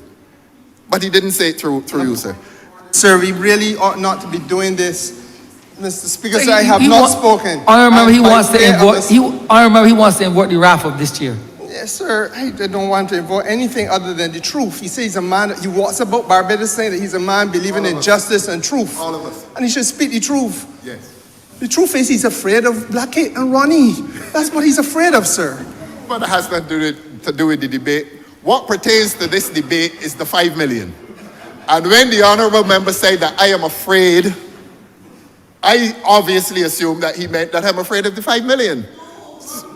So that I want to say to you, Your Honour, I am not afraid of the $5 million. I say that on my feet for the purpose of answer. I am not afraid of the $5 million because the people have not met the $5 million with comfort. And they want a proper accounting done. And if no proper accounting is done, by way of confession in this chamber, it will be done by way of evidence before the Public Accounts Committee. A time will come, and a time is coming, when this government, whether it is ambassador or the minister of tourism, he's not here today, will have to account to the people of Barbados for the large sum of $5 million that is being spent on paint,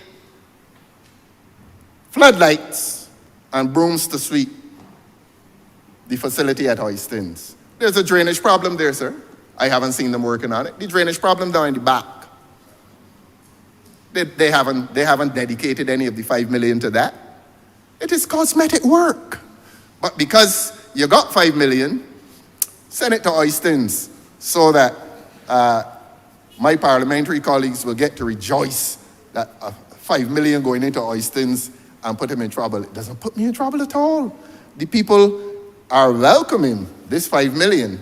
I think they want some, but it does not mean that they are so indecent as to allow a government to spend $5 million without proper accounting. And they're happy at the refurbishment. They're happy at the paint. They're happy that the strips of wood are being taken off and replaced with new strips of wood. But in a few months, the Public Accounts Committee may be making inquiry. And not only the Public Accounts Committee, because I know this government is afraid of the Auditor General. With justification. The Auditor General sent a report in here a few weeks ago, and it was not a happy report. It was not a happy report. And if I am to continue my theme of telling this government that it is under the scrutiny of the people of this country, take that very seriously. The squandermania that is occurring in government that has now reached World Cup spending is under the scrutiny of the people of this country. And like the member for the city, somebody at some point has to shed tears and ask for an accounting. And even if you're not asking for an accounting, you're asking for some of the bounty for 1,200 of your disciples, your political disciples. So that, Your Honor, that is my contribution to the debate. I had made a few weeks ago, I was criticized for coming in here and discussing law. I am still amused by that because the constitutional purpose of this place is to pass law, but I was criticized for discussing law, and I will accept the criticism, and I will continue to commit the sin of discussing law when it comes to legislation. I'm just reflecting that this legislation speaks to a bilateral relationship between the government and CWI. I expect, though, that the BCA, the Barbados Cricket Association, by way of some private treaty, would also be party to the relationship with the CWI and possibly with government. If the Attorney General finds it interesting, he will respond and tell us as to what is the role of the BCA, because no cricketing matter should transpire in Barbados unless the Barbados Cricket Association is involved. I expect that they would be involved, as I said, by way of private treaty, but the public law that is being brought to this Parliament today seems to exclude them. And as I've said, one expects that there will be a private treaty that embraces the BCA. We have seen the works that are going on at Weymouth, certainly when we drive home on evenings. The country naturally is excited, I think. Not as excited as they were in 2007, because this one is somewhat different. People are suspicious as to the accounting. People are suspicious as to the prices. This government has not managed to control the cost of living. And while we are all excited and happy at the prospect of seeing the games, too many Barbadians believe that they will not be able to see the games unless they give us the games on television. The pricing is high. It may be beyond the power of this government to have reduced prices. Perhaps the $5 million that is going to Oistins could have been used to subsidize tickets. Spend the people's money wisely. Don't subsidize the price of tickets. Don't use it for political subsidy. But the people are going to take it, you know. The people are going to take it. And it is quite likely that they will disappoint you. People still have their principles. Honorable member, I say this through you, sir, honorable member for St. James Central, people still have their principles. People still have their principles. So that those are my submissions. I ask this government in closing to be not weary, because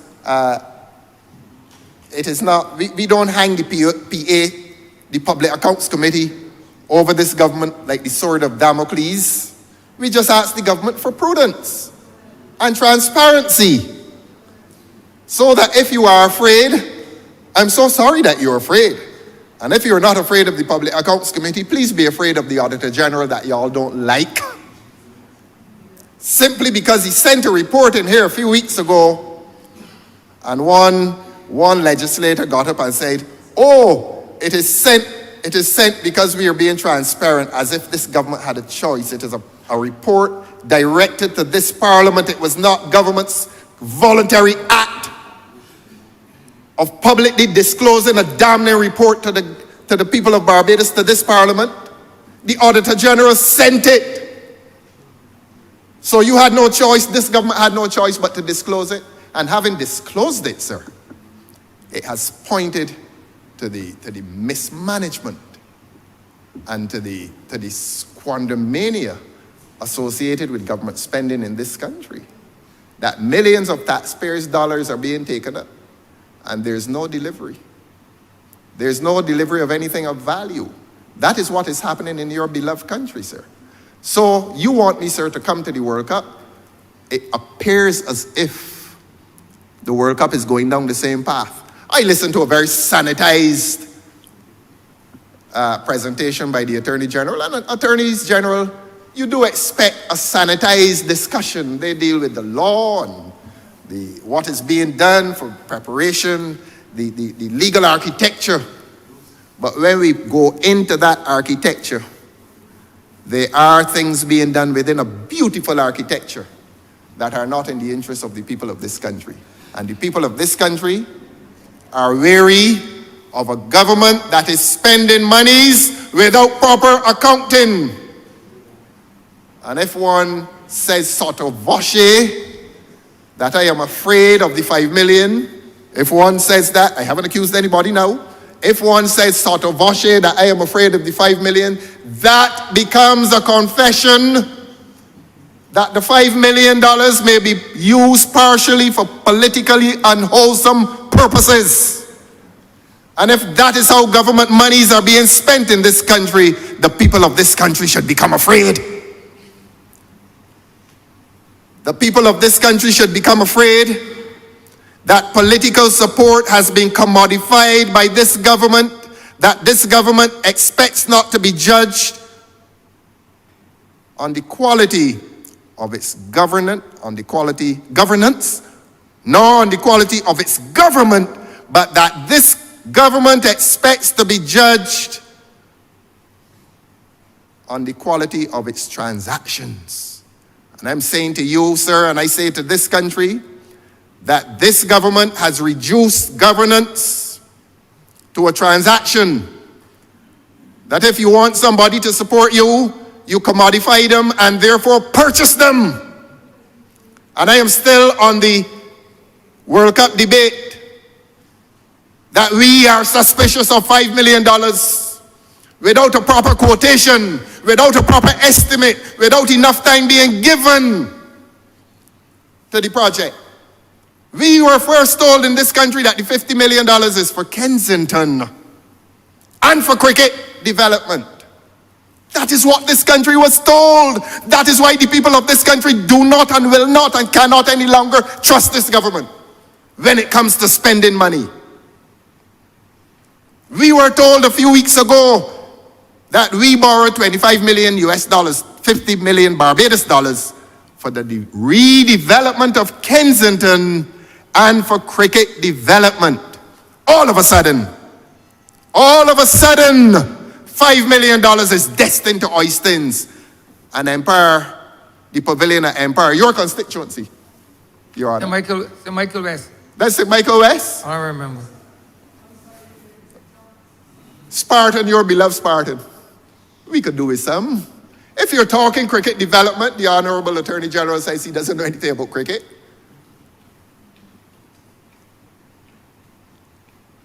Number of cricket clubs across Barbados. They put up a fence at Bayfield. And I've asked the minister to tear it down. I've asked him to do it. Spend some of the World Cup money on the ground. Spend some of it on the ground, smoothing the ground over. It used to be a cane field, so you would still find the odd undulation. They don't know anything about cricket. They don't know anything about cricket. You and I played cricket at K-Field. We'll talk to them. But the $50 million should have been spent on cricket development proper, and Maple, and North Stars, and Bank Hall, and YMPC that needs assistance. They ought to have been given a part of the $5 million. There's no cricket field in Oistins.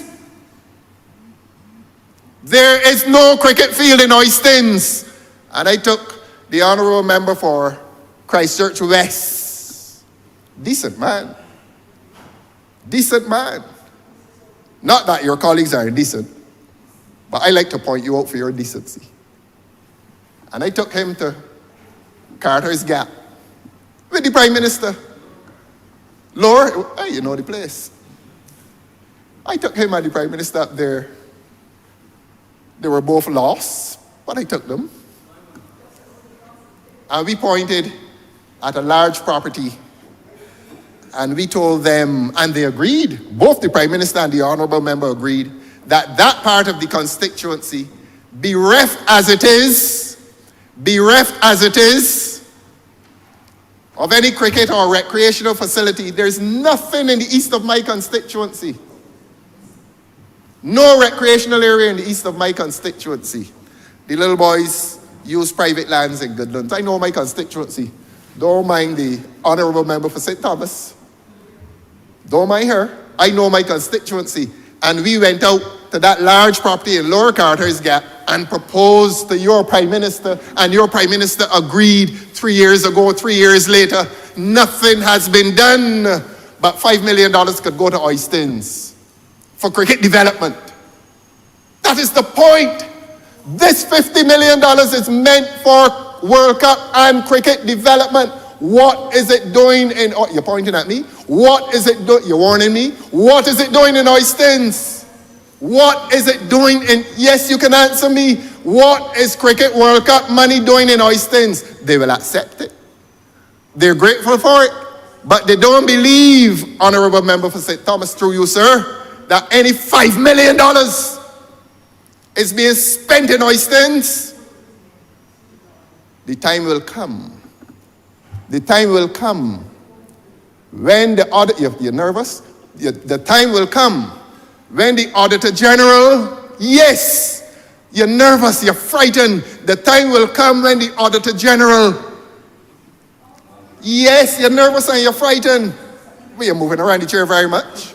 The time will come when the Auditor General and the Public Accounts Committee will have questions to ask about the $5 million.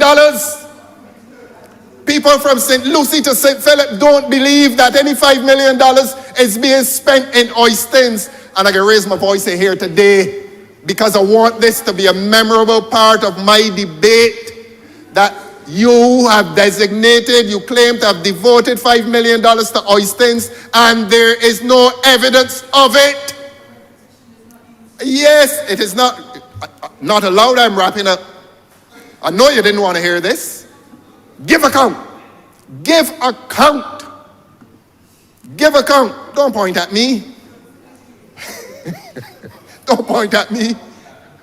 Give account.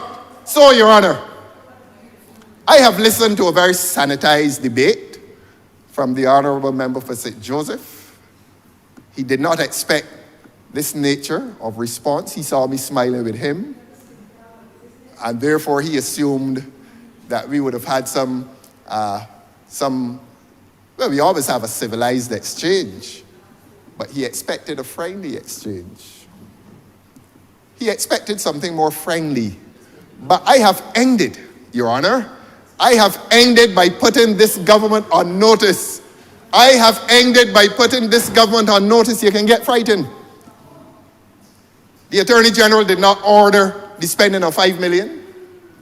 The Honorable Member for St. Thomas did not order the spending of $5 million.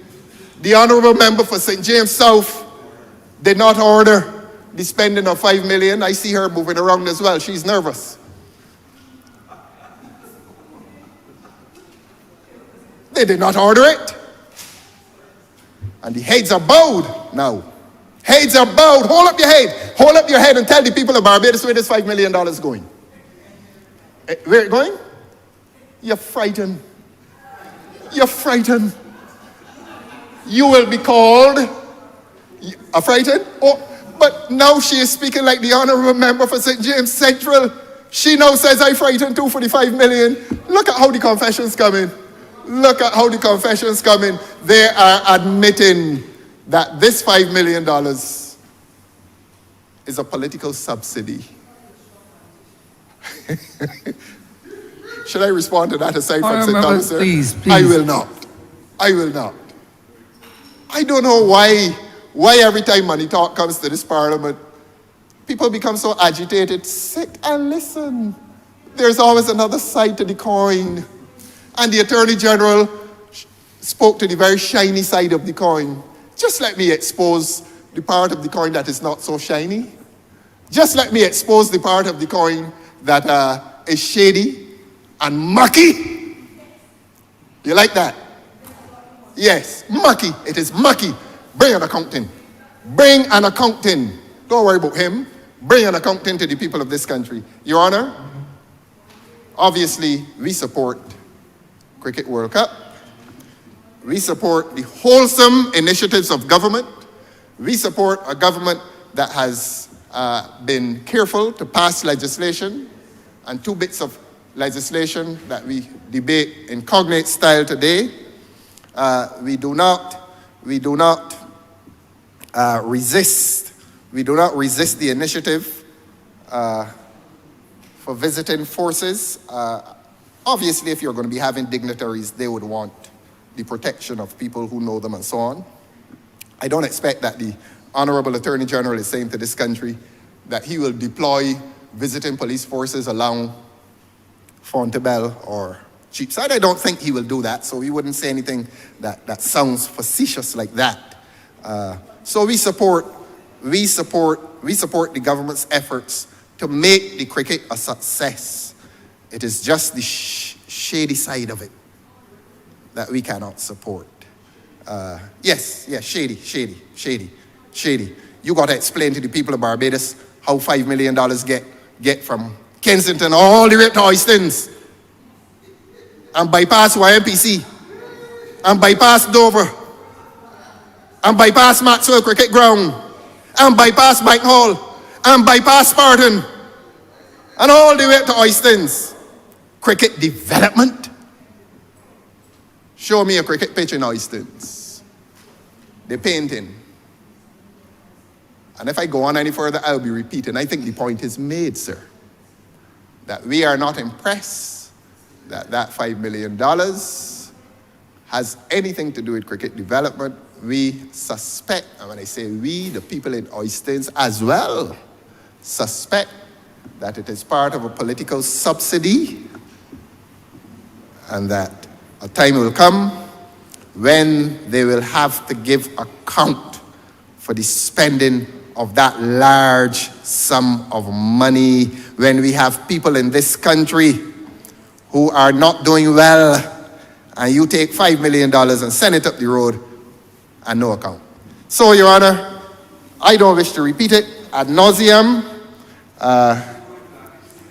We cannot, you can talk about that all the time. I am not here to make you comfortable, you know. I am not here to make you comfortable. I am not here to give you comfort. I am here on behalf of the people of this country to seek accountability in government. And there is a there is a shady side. You cannot interrupt the honorable member. The speaker does not wish to hear interruptions. You will get a chance to tell the truth if you are so minded today. Today, if you are minded to tell the truth today, you will get that chance. I don't know, whenever I come here, the member for St. Thomas wants to wrestle with me.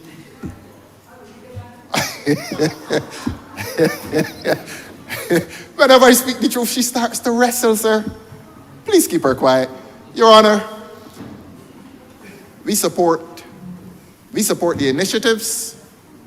We support, don't worry, we support the initiatives towards alone, but not lonely. I am alone out here, but I am not lonely. The people of Barbados incline their ear to my discernments more than they do to the collective of you. You don't understand that yet? When is that reality going to visit you? When is that political reality going to visit you? That your credibility has gone. That when it comes to the question of spending taxpayers' dollars, you're gone? You're running? You can't be going to a funeral you're wearing red. Stay and take the lashes. Stay and take the lashes. Stay and take the lashes. You got already, you ain't going to the funeral. Honourable member, please stick to the bill, honourable member. Yes, yes. So that, Your Honor, those are my submissions. That is my presentation. Those are the concerns I express on behalf of the people of this country. That there's a shadowy side to World Cup preparations. And after having heard the highly sanitized presentation by the Attorney General, I invite the people of this country to look at the other side of the coin and to remain suspicious and to put the Auditor General on notice. And the Public Accounts Committee is obviously on notice as well. Your Honor, I'm obliged to you. Honourable member for Christchurch West. Thank you very much, Mr. Speaker. And after sitting for quite some time to listen to the rather ill-informed exposition from the member from Christchurch South, I thought I would try to bring some clarity to be able to explain a little bit of the spend at Oistins. First, let me say, Mr. Speaker, you know, it is a Barbadian tradition that if people are coming to visit your home, you would clean up the place, make it presentable, and make it acceptable to those who are visiting. But if Mr. Speaker, you are accustomed to discord and confusion and people begging for your removal and people lodging no confidence motions against you, well then maybe you would not consider fixing up the house to be something that is appropriate. But we are not of that similar mind. We believe on this honorable side that if people are coming to visit, that the house should be in good order. And obviously, the honorable member for Christchurch South does not appreciate that concept or that idea because of the discord in his house at George Street. But Mr. Speaker, let me just go further and say, you know, sometimes when a member moves from one side to the next side, he does not realize what his party signed on to in the beginning. And I would draw to the attention of the honorable member what his new party had signed on to in the beginning. Because this upgrade of Oistins was signed on to On a point of order, sir, I don't like to interrupt him, but what he's about to say, he will want to satisfy this chamber that it is relevant to the debate, that it has something to do with World Cup. Honorable member, that is my portfolio. I determine that you don't. I'm raising it. But you can't raise just in case, just in case. Don't quarrel with me, sir. I'm not quarreling. Honorable member, you cannot speak in futuro. You cannot speak what is to happen. Yes. I feared the path you was That is not travel. a point of order. And I was just alerting you, sir. You cannot, thanks, but you cannot alert me. You're welcome, something sir. to happen in the future. You're welcome, sir. You know, I heard you remember talk about drawing out people. Well, has he now been drawn out? Has he too now been drawn out? This is about oystins. Well, how many times Hansard could pull and say, the man said, oystins, oystins, oystins. Well, I am telling you, this is about oystins. Mr. Speaker, in March of 2018, when it was the then administration that he is now the political, well, I know for now he's the political leader. I don't know how much longer he's going to be the political leader, because if that no confidence motion succeeds, oh Lord. Honorable member, is your point of order? Some reference to 2018. Does it have anything to do with this That debate, has not, sir? honorable member, I am the You're waiting on him. You are more patient than I am, member, sir. I'm not as patient as you, honorable sir. member, when I speak, you say, I am the sole authority as it relates to relevance. That this is my domain, and I make rulings based on that. That is not your domain or authority. Honorable member for Christ yourself. Mr. Speaker, let me assure you this is absolutely and totally relevant. Under the previous administration, in March of 2018, the government of Barbados, Inter-American Development and the Inter-American Development Bank entered into a loan agreement. This is 2018 March, before this administration, for the amount of US $20 million for the financing of the National Tourism Program. The National Tourism Program forms part of the IDB Barbados Community Strategy 2014 to 2018 Your and Honor, 2019 to a point of 20. order, sir. A point of order. I have confessed that you're far more patient than I am. Now he has identified what it is about. What does the National Tourism Program have to do with World Cup? That is before this Parliament at present. Oh, you want to say some more? I will defer until he makes it relevant. Honorable member, be careful with your consistent and constant interruptions. As I said, you're not standing on any points of order. I am the person authorized to rule on them, and I do not wish to lose my patience. That is all I will say, honorable member. Yes. For Christchurch. And Mr. Speaker, you are aware that during my presentation, there were several points of order raised, and indeed there were several sotto voce interruptions, and you asked me to exercise judicial deafness. So I just want to remind the chair of that is what I did, yes. So I will try. I'm authorized to I will try to approach that higher standard than they do, and I will be more patient with them. I know you're asking me to meet a higher standard than they reach, so I will abide by your rulings. I'll agree to be more patient, and I will agree to reach a higher standard than the government's members in this And Parliament. be wary of the interruptions. Yes, I will try not to interrupt them as much as they interrupt me. Honorable member, the term is not interruptions that you raise on relevant point of orders. That is what the standard orders allude to. Yes. Nothing else. So the interjections, etc., if there are no points of order, I will not tolerate them at all. As it pleases, Mr. Speaker. Thank you, Mr. Speaker.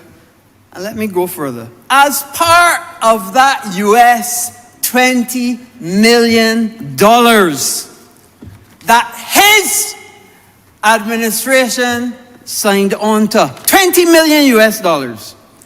Oistins Waterfront Improvement and Upgrading Project, Mr. Speaker. The same things that the honorable member when he was on this side was asking for. Installation of a new drainage system.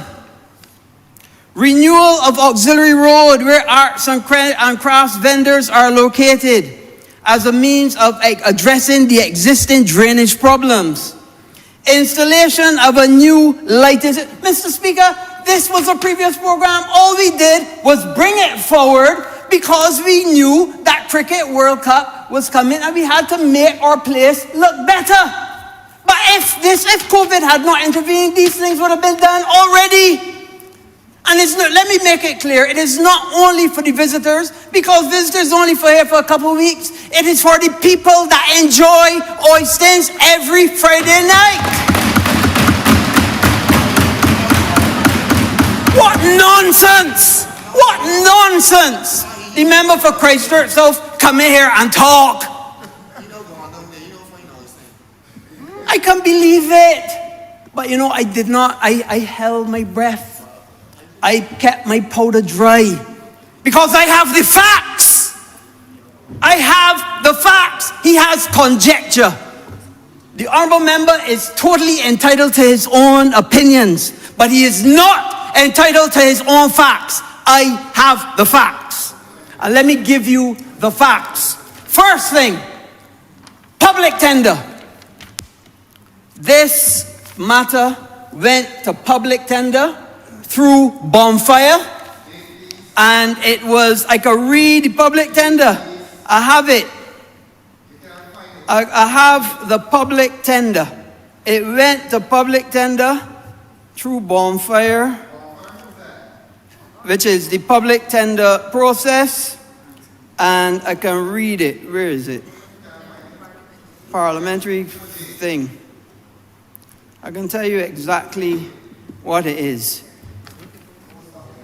RFP for the refurbishment of Oistins Paving Works, BTI RFP 4.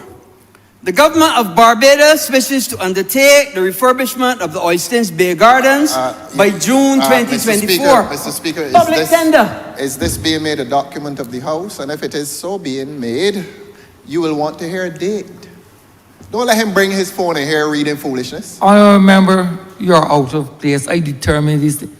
Yes, honourable You member. determine that too? Yes. But I'm just raising it. No, but honourable member, as it relates to documents, anything that you read from, I asked the honourable member that. So you, thank you for your consideration. Yes, but what honourable member for Christchurch South. Yes, and what I have observed, Your Honour, in your management of these proceedings is that you normally, when a person starts to read a document, you will inquire of that person whether he wishes to make it a document of the House. Honourable member, with the greatest of I'm not usurping your function. Honourable member, I will not allow you to. You'll be totally out of place. But please ask him to make it a Honourable member, if he's willing. Honourable member, please sit down. I beg your pardon, sir. You cannot tell me what to ask for with the greatest respect. You are woefully out of place. Totally, entirely out of place. Mr. Speaker, I have absolutely no reservation to make something that was in the newspapers of this island a document of the House. And I can go further because it was a public tender. Where is it? Bay Gardens facility by June 2024. The vision for the works is to undertake a refurbishment of the facility that will entail replacement of damaged elements, awnings, gutters, roof sheets, timber posts, the construction of pergolas, a new gazebo, moderate improvements to the stormwater roadways, drainage system, refurbishment to the existing entrance sign, construction of container bathrooms, general painting, and also refurbishment of selected tourism areas. And it goes on and on and on as to it. I will get you the date, relax. But what I'm telling you, Honorable, we Mr. need to Speaker, speak it to the was chair, not Mr. towards this Speaker, it gentleman. was a public tender. And first and foremost, Mr. Speaker, when we have a public tender, professional people tender to this. Professional people who are able and capable of pricing their works and what they have to do. It was then scrutinized and they accepted. So I have no reservations at all. But having said that, Mr. Speaker, for the honourable member to suggest that $5 million, well, $5 million is too much to spend on the people of Barbados. Where did he get that from? $5 million is, I haven't talked about Christchurch South. So $5 million all of a sudden is too much to spend on the people for Christchurch South and the people in Oistins. Your Honor, I am ever Christchurch, so. all I'm asking him to do is to give you a date on the document. That's standard and that's courteous. Why is he refusing to give you a date, sir? Please give it. Please give His Honor, the Speaker, a date. Continue, Honorable Christchurch, right? You know, Mr. Speaker, the Swinging honourable... like Blind Elder. He's swinging like Blind Elder. He reading something. You have no idea what it is he's reading. Honorable Not member. verified by any date. I want some proper procedure. In here, he Honorable can't get member. up and look at his phone. Honorable member, I beg your pardon, sir. please be seated. Mr. Speaker, I think the no confidence motion against your member has him so upset, so unbalanced. You know, the question is, you know, he may be sitting as the member for the Democratic Liberal Party today, but we don't know how he can be sitting tomorrow. We don't. No, I think either independent or you gotta go and form a new party, because I am sure that Mr. Speaker, the people that actually have the power to put him out are the people that brought the no confidence motion. Because it is the leader and the general secretary, but them is the people empowered. Your Honor, you rule are relevant, sir. Honorable member, this chair rules on relevance, not you. You cannot remind me. You cannot even remind him. Continue, Honorable for Christchurch West.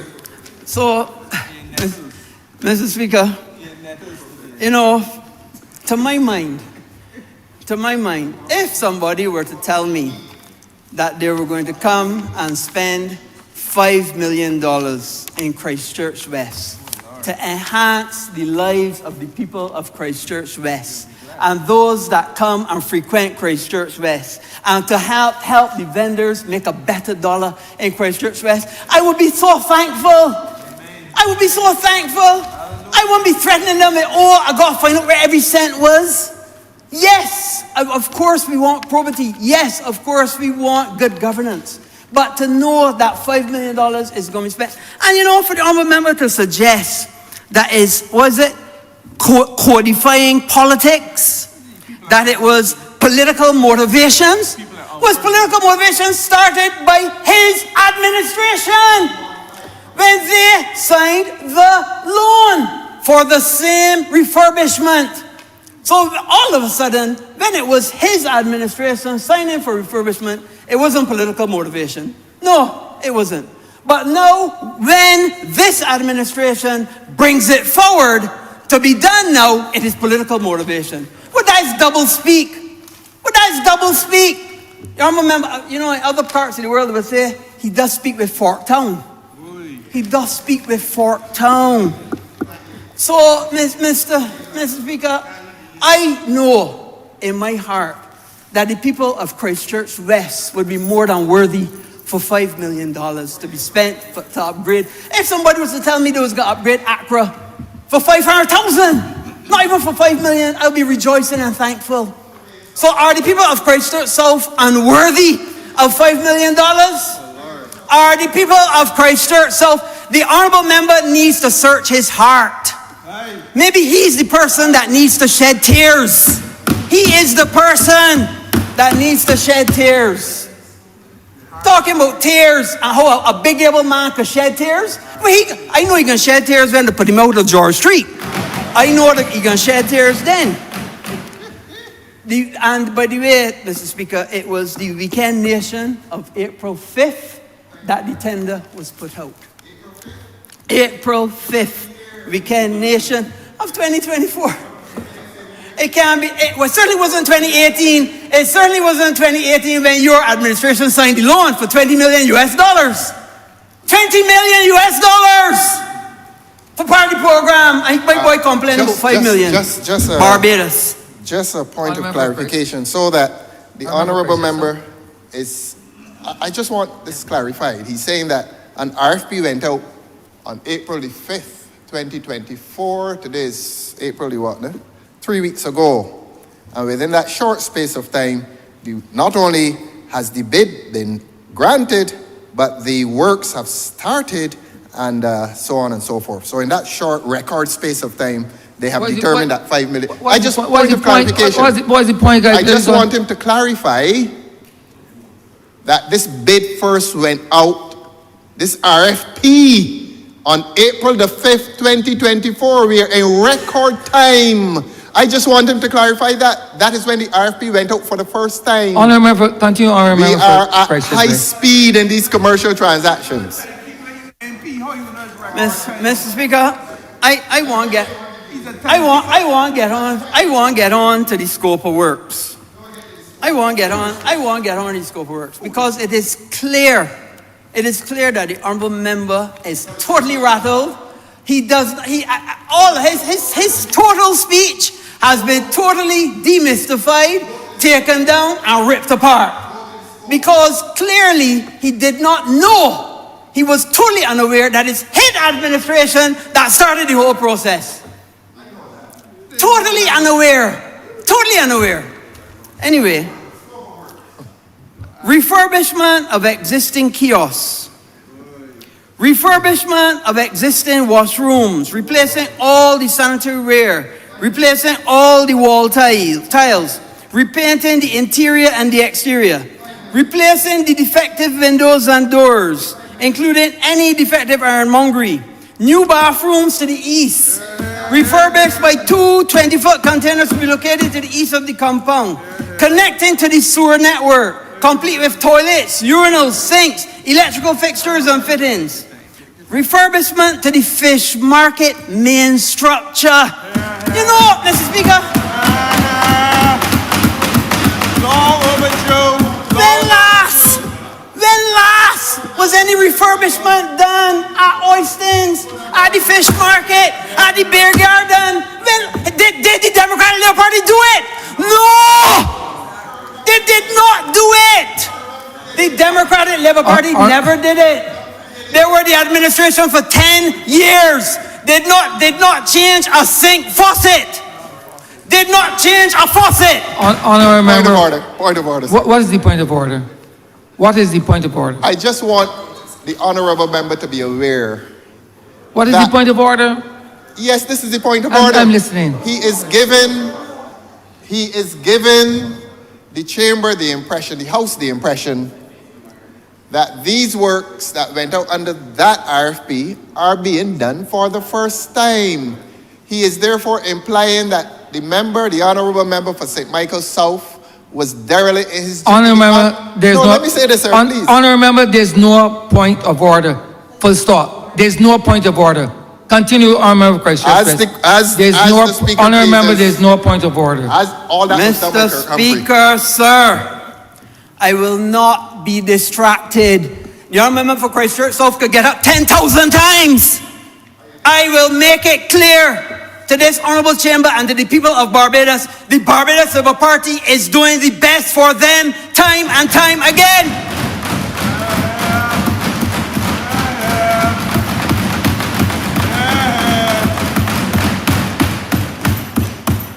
Improvements to the storm water system, roadway and hardscape, flushing the storm water system, identifying the source of the blockages, and carrying out all corrective action. Mr. Speaker, in addition, repainting any surface areas that are currently painted, repaving the roadway, removing pavers and replacing with new pavers, refurbishment of the existing benches, making good and repairing. And let me be clear, I am the person that went up there and met with the police, the NCC, the vendors, the coastal, everybody. And I heard and I listened to what they wanted. The police especially on the lighting and what the car park had to be done to make the car park better and safer.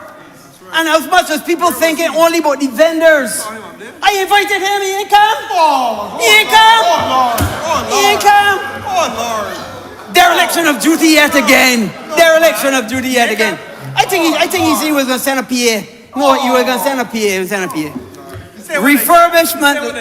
I ain't sure. I ain't sure who he fired, but I know he can soon get fired. I ain't sure who he fired, but I know he can soon get fired. Anyway. Now, I remember talking about a gazebo, many men is played dominoes. Demolition of existing gazebo and construction of a new gazebo together with foundations, footings, foundation walls, ground floor slab, rafters, T111 siding, everything, building a new gazebo for the guys. Upgrades to the external lighting, removal of existing and replacing with new. Upgrades to the entertainment area, new stage lighting, repainting existing elements, extension of handrails for safety, installation of new ceiling sheets, new signage, ways to find it, key points, upgrades to the garbage disposal area, installation of barbed wire around existing walls, removal of neem trees in the car park of the fish market. The roots were damaging the asphalt of the car park. We need to make the whole car park better, make the whole facility better and more inviting. That is exactly what we are doing. Construction of new structures, paving works, repaving the main car park and the fish market car park, replacement of existing tenting, replacement of approximately 60 tents with commercial grade PVC covers, heavy duty frames, 60 benches so people can work. But Mr. Speaker, Oistins is getting a complete overhaul. For just, Mr. Speaker, for just $5 million. Not the 20 million US, 20 million US that the other member party signed way back in March of 2018. Mr. Speaker, these are good commercial people providing good work for the people of Barbados.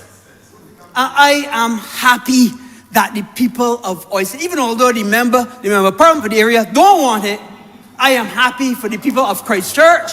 I am happy for the people of Christchurch South to benefit from it. It is a tremendous opportunity for them. Your Honor.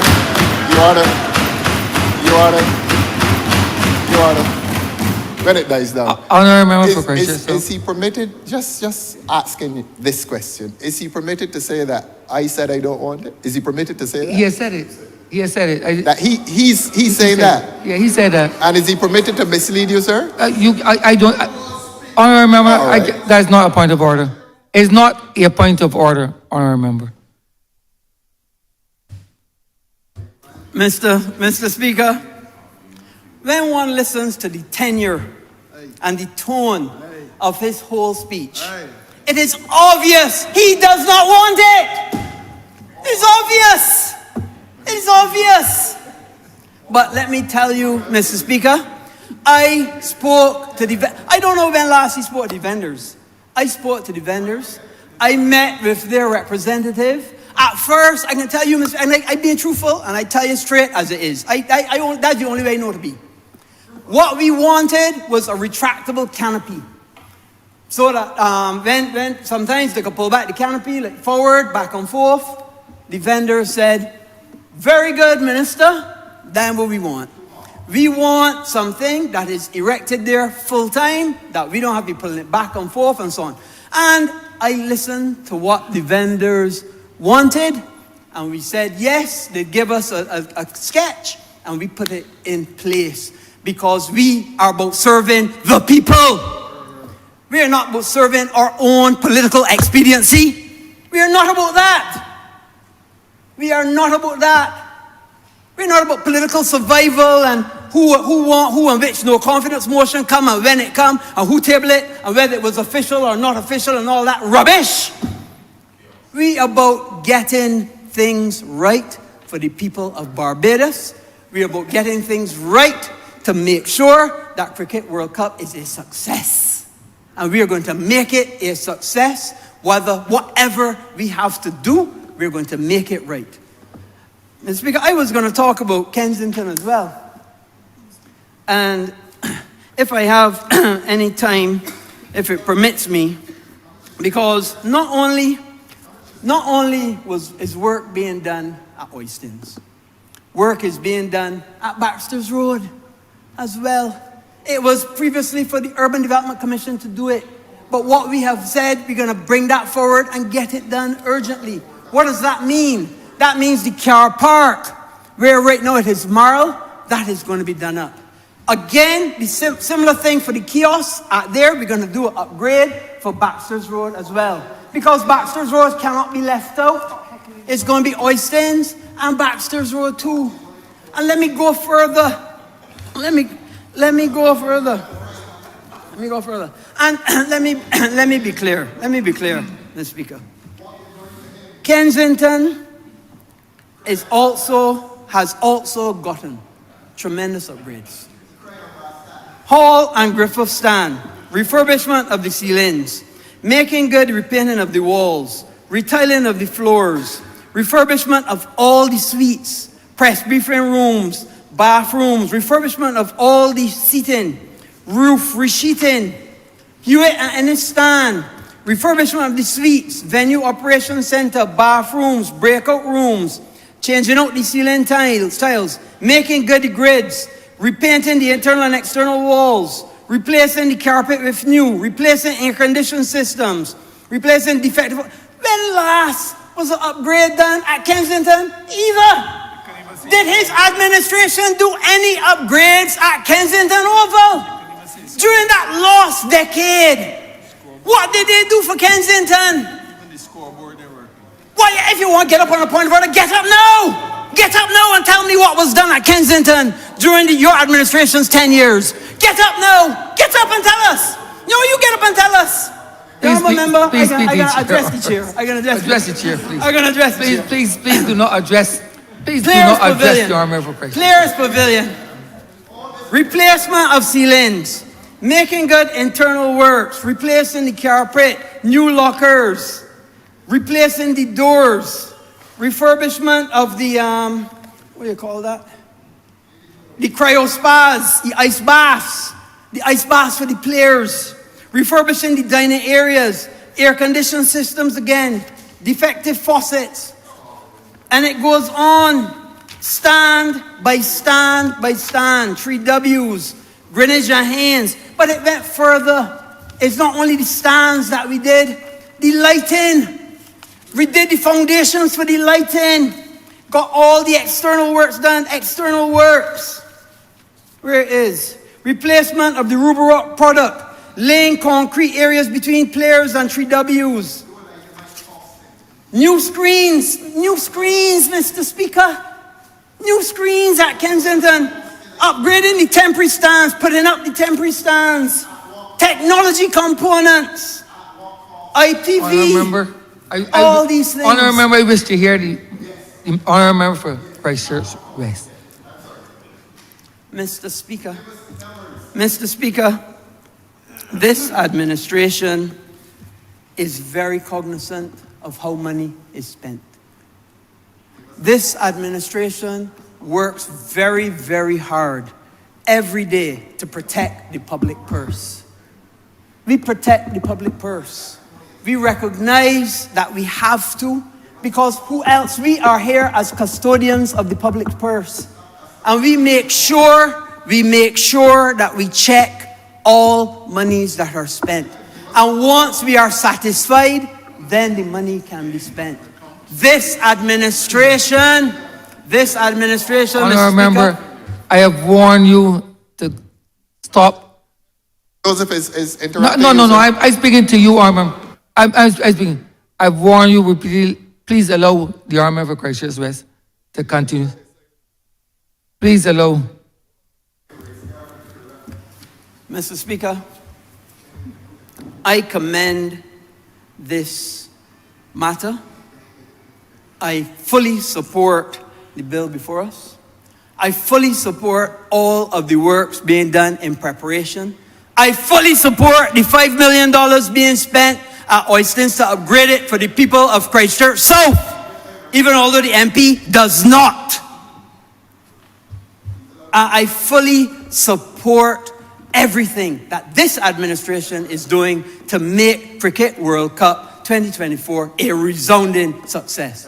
Mr. Speaker, I'm obliged. Honourable members, honourable leader of government business. Thank you, Mr. Speaker. I beg to move the suspension of the House until 2:45 p.m. The question is that this honourable chairman be suspended until 2:45 p.m. All those honourable members in favour, please say aye. Those against, please say no. We think the ayes have it. This honourable chairman stands suspended until 2:45 p.m.